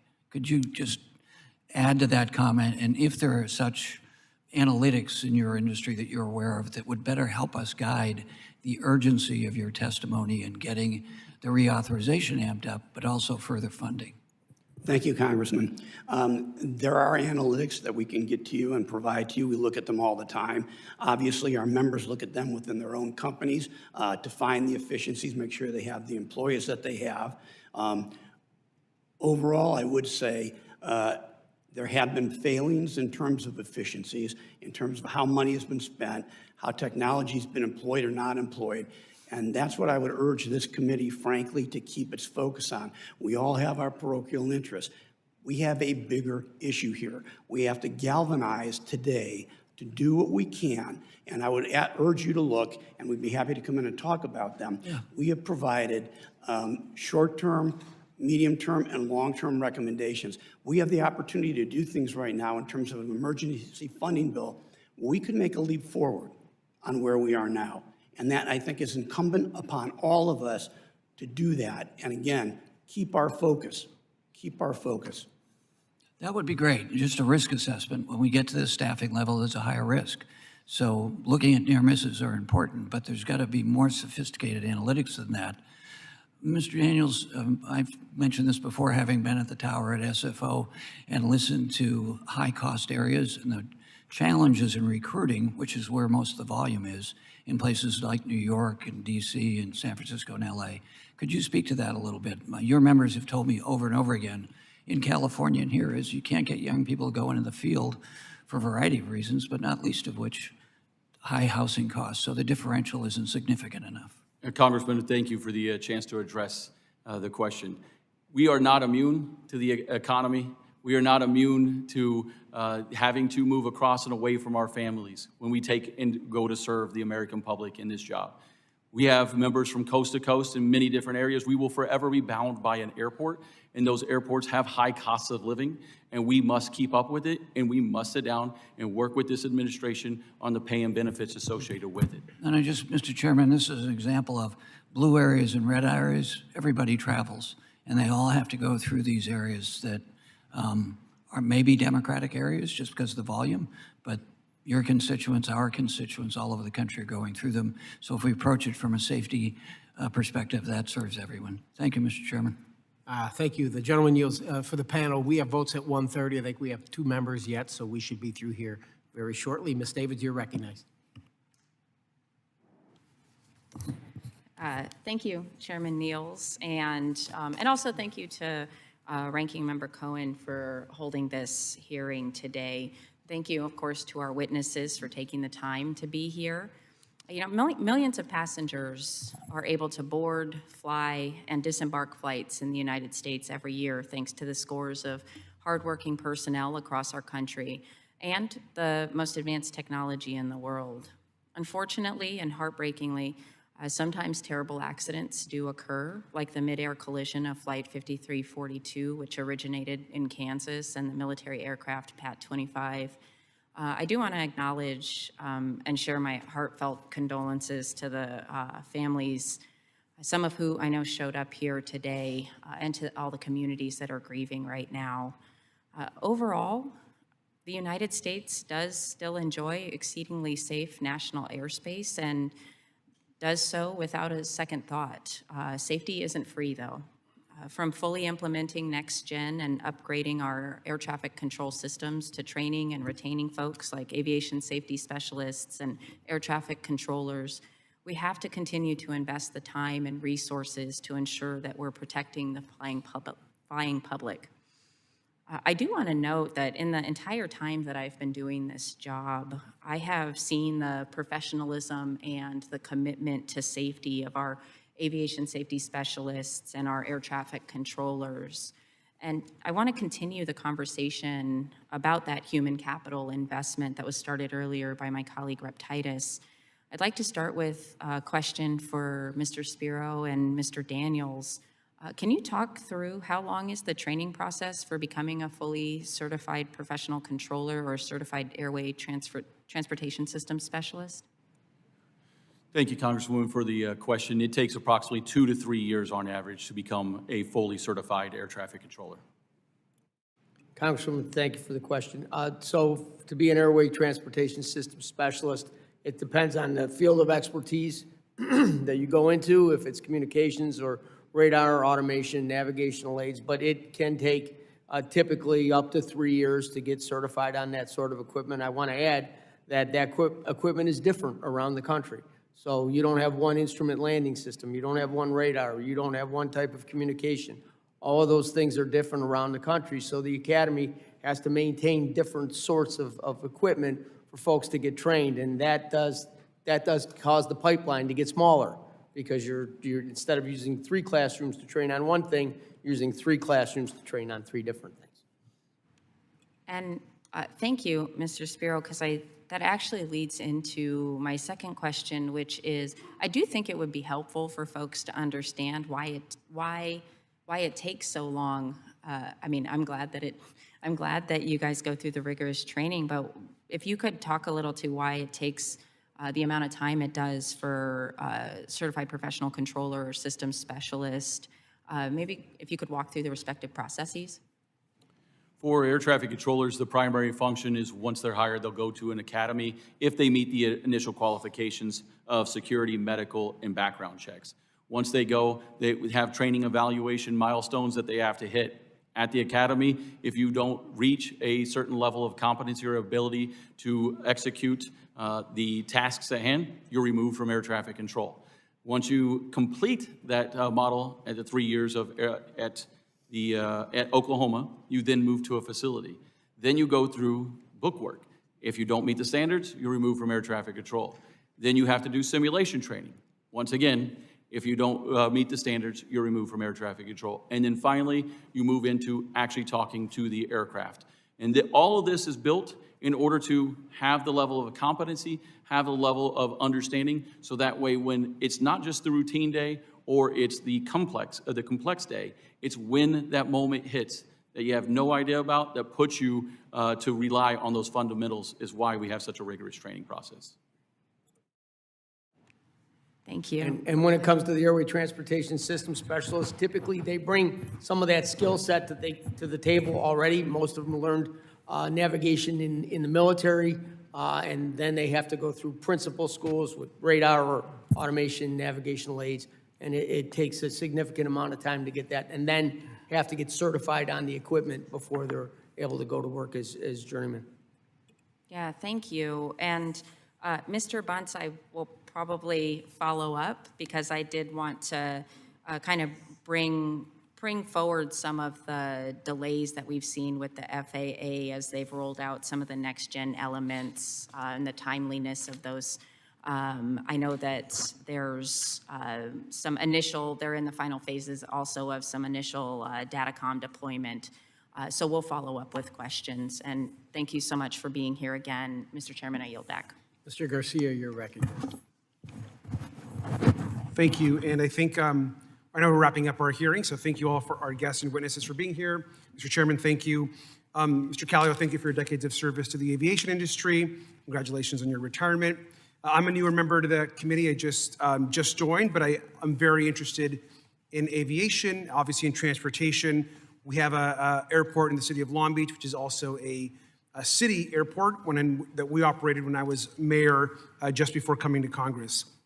I know that there's a lot of concern about, obviously, air safety. Obviously, the major accident that we had is a big part of that, but I want to remind folks back home that flying, aviation travel is still the safest way to travel. You're all doing incredible work, and I know a lot of people have a lot of fears, but it's important to reiterate that, as have many of my colleagues today.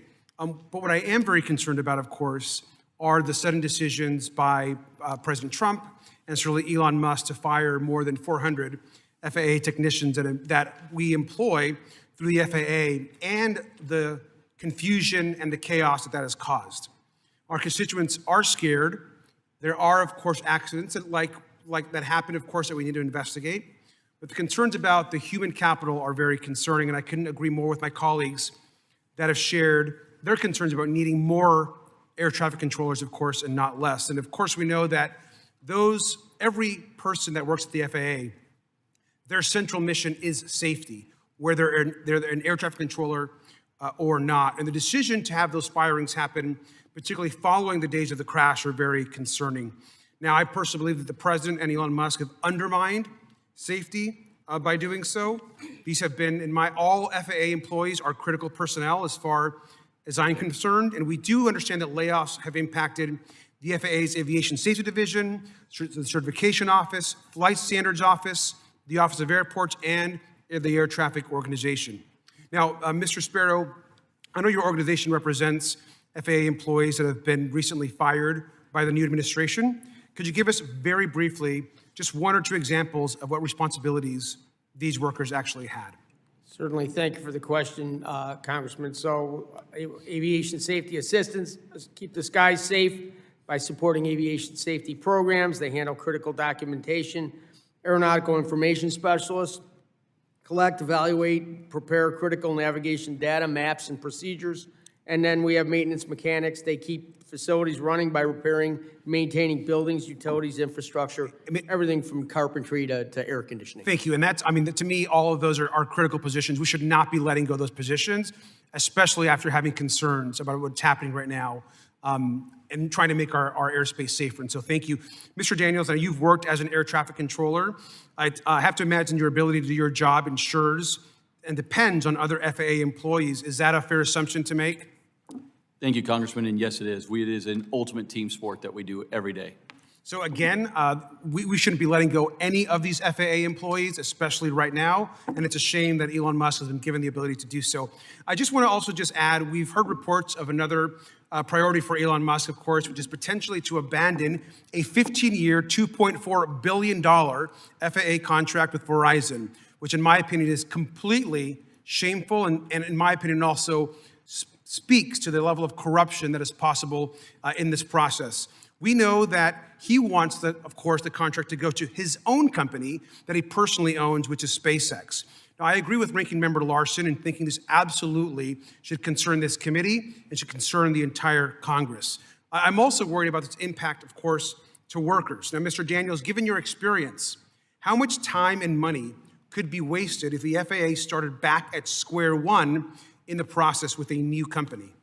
Congressman, thank you for the question. Regardless of who's awarded a contract, it's vital to us that NACA remains involved in being a fully collaborative partner in not only the testing, but also the implementing of any new technologies. We are the ones that are going to make sure that it has cost savings, and we cannot impede the progress of it at all. And as I understand, the contract with Verizon was to upgrade a huge amount of critical communications infrastructure. Is that correct? Can you say the question one more time, sir? The process, the contract with Verizon is to upgrade a huge amount of critical infrastructure. It's meant to, as they call it, TDM to IP, is to move our telecommunications over. And as I close, I also just want to make a note that a critical infrastructure, especially when it revolves airspace and safe airspace, is not some sort of tech experiment. It's not some sort of startup. It is not something that we can just break and hope it gets fixed in the future. It is a complex, important project and process, and I hope that we don't move forward with giving Elon Musk the own contract for that work. And so thank you, and I yield back. Gentleman yields. Any further questions from any members of the subcommittee? Mr. Chairman. The gentleman's recognized. Thank you. Good to see you, sir. Thank you, Mr. Chairman. We miss you on the Railroad Subcommittee. Mr. Daniels, Mr. Kraus, on this Starlink contract that my colleague was referring to, how does this Starlink contract compare to the normal FAA procurement process? Congressman, thank you for the question. NACA doesn't involve ourselves. It's purely an FAA DOT question of how they assign and do those contracts. So can anyone answer that question? Is this sort of normal process? Is this what we expect, or is it out of the norm? Well, Carson, I'd just add that, if we've got a contract that's been in place for 15 years, the pace of modernization that's completely out of cycle with it. So, we've got to replace the copper switches and probably to fiber optic, but we may be at a point in time where we need to look at SATCOM as a more efficient way to be able to deal with this. We're equipping a lot of our aircraft with satellite communications now, the big dishes that you see on top, whether it's GoGo, Starlink, others and everything. So, again, if it's competed fairly, we've got to be able to adapt to changes in technology. And right now, the procurement system that the FAA has is just not nimble enough to keep pace with technology. So again, if it's competed fairly and it helps us with better capability and it's at a lower cost, I think we need to look at it. Yeah, I would agree with that. Do you have any evidence that it's being competed fairly? I couldn't hear you, sir. Do you have any evidence that this is being competed fairly, as you asked, as you said? I'm not privy to the process for the competition there. You're not aware of any evidence to that fact? Air traffic controllers are currently receiving mixed messaging. They're receiving OPM buyout offers, 5 bullet point emails, but then they were told that those provisions and rules don't apply. Mr. Daniels, how does this confusion impact morale for an already overwhelmed workforce? Congressman, thank you for the question. That's what I was going to start with. We're a 6-day work week, 60 hours a week, with some of the lowest staffing, and again, a resurgence of air traffic post-COVID to a liking that most people don't understand, didn't expect. Anything that disrupts, puts strain, pressure, stress on an air traffic controller, other than their normal lives that they go through every day, is an unnecessary risk to this system and should not be part of aviation at all. I mean, I spoke with an air traffic controller last week whose baseline, whose normal life was 6-day weeks. Is that pretty typical? Congressman, that's correct, and most people are mandated. Over 41% of our facilities, you are mandated and you only have 4 days off a month. So if that's your baseline, 4 days off an entire month, then I gotta imagine that any additional stress is just not safe for our incredibly congested air system. Congressman, I'd like to clarify that absolutely any additional risk to the system builds up, and that's what the output is safety. Safety is a varying degree of risk. Anything that helps us mitigate that risk and take away those stresses and pressures on air traffic controllers as we handle and move through this crisis, those hard-working men and women are shouldering every day and should be absolutely evaluated separately from any efforts that, again, add to it. If the systems that the air traffic controllers use, Mr. Daniels, go down, radars and other systems, does that add stress to the system? Congressman, I appreciate the question. Again, to understand the complexity of air traffic control, sometimes it's easier just to use a basic analogy. If you were to be driving down the roads at 70 miles an hour and I was sitting behind you and then I covered your eyes when you weren't ready and said, keep driving, that's what it's like for an air traffic controller to either lose communications or lose radar in a moment's notice, and that's the type of scramble we go into to make sure the flying public's safe. Well, the problem is that Secretary Duffy claims that no air traffic controllers were fired by Mr. Musk, yet there are reports that there have been layoffs of FAA workers who fix these things, who fix radars and other air traffic control systems. This problem also happens in a government shutdown, when air traffic controllers are considered essential, but maintenance personnel are not. So when the system has a mechanical malfunction, it can't be repaired. So we have this situation you've described where the system is so outdated and so old that maybe even the current procurement contract isn't going to modernize it enough. At the same time as you have air traffic controllers working a baseline of 6 days a week with 4 days off an entire month, and now you're saying that either Elon or the Republicans who shut down the government are going to put out of work the maintenance personnel. I mean, this just doesn't sound safe. Mr. Chairman, I yield back. Gentleman yields. Any further questions from members of the subcommittee? Seeing none, this concludes our hearing. I want to thank each one of you for being here, and the committee stands adjourned.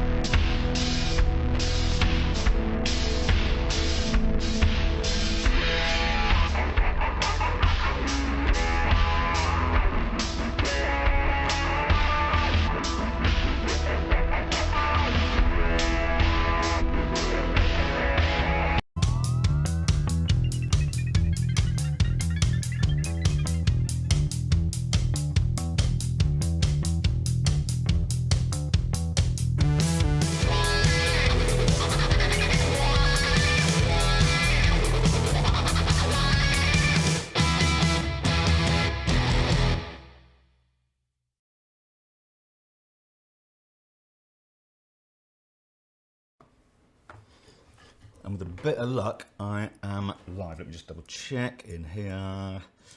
Yeah, cool. Right. Good evening, everyone. Welcome to this exciting live stream. This is all about the masterclass, as you know, so I'm here to answer all your burning questions. And yeah, we'll just have a bit of fun with it. And I'm going to go through the whole agenda. I'm going to show you exactly what it's about. I'm going to try and get through this fairly quickly because I know why you're really here. You just want to win a free ticket. So we will be doing that as well. But that'll be a little bit nearer the end. And then tickets will go live on the end of the live stream. So yeah, all good. I think I'm prepared. I've had quite a week at the minute, so as usual, I'll try and keep this slick. I think I've got it down to a fine art now. I've got Mr. Alex Tech with me. Thank you, Alex, for stepping in and being a wonderful mod for me again. So he's going to keep the chat in check. Let's just say hello to a few people. And just before I go any further, if you've written "pick me" in this live stream chat, you ain't going to win. It's just simple as that. So it's you need to put "pick me" in the video that's pinned to the top that won't be pinned there for much longer. So you've got a few minutes to do that. Well, you've probably got about, I don't know, 20, 30 minutes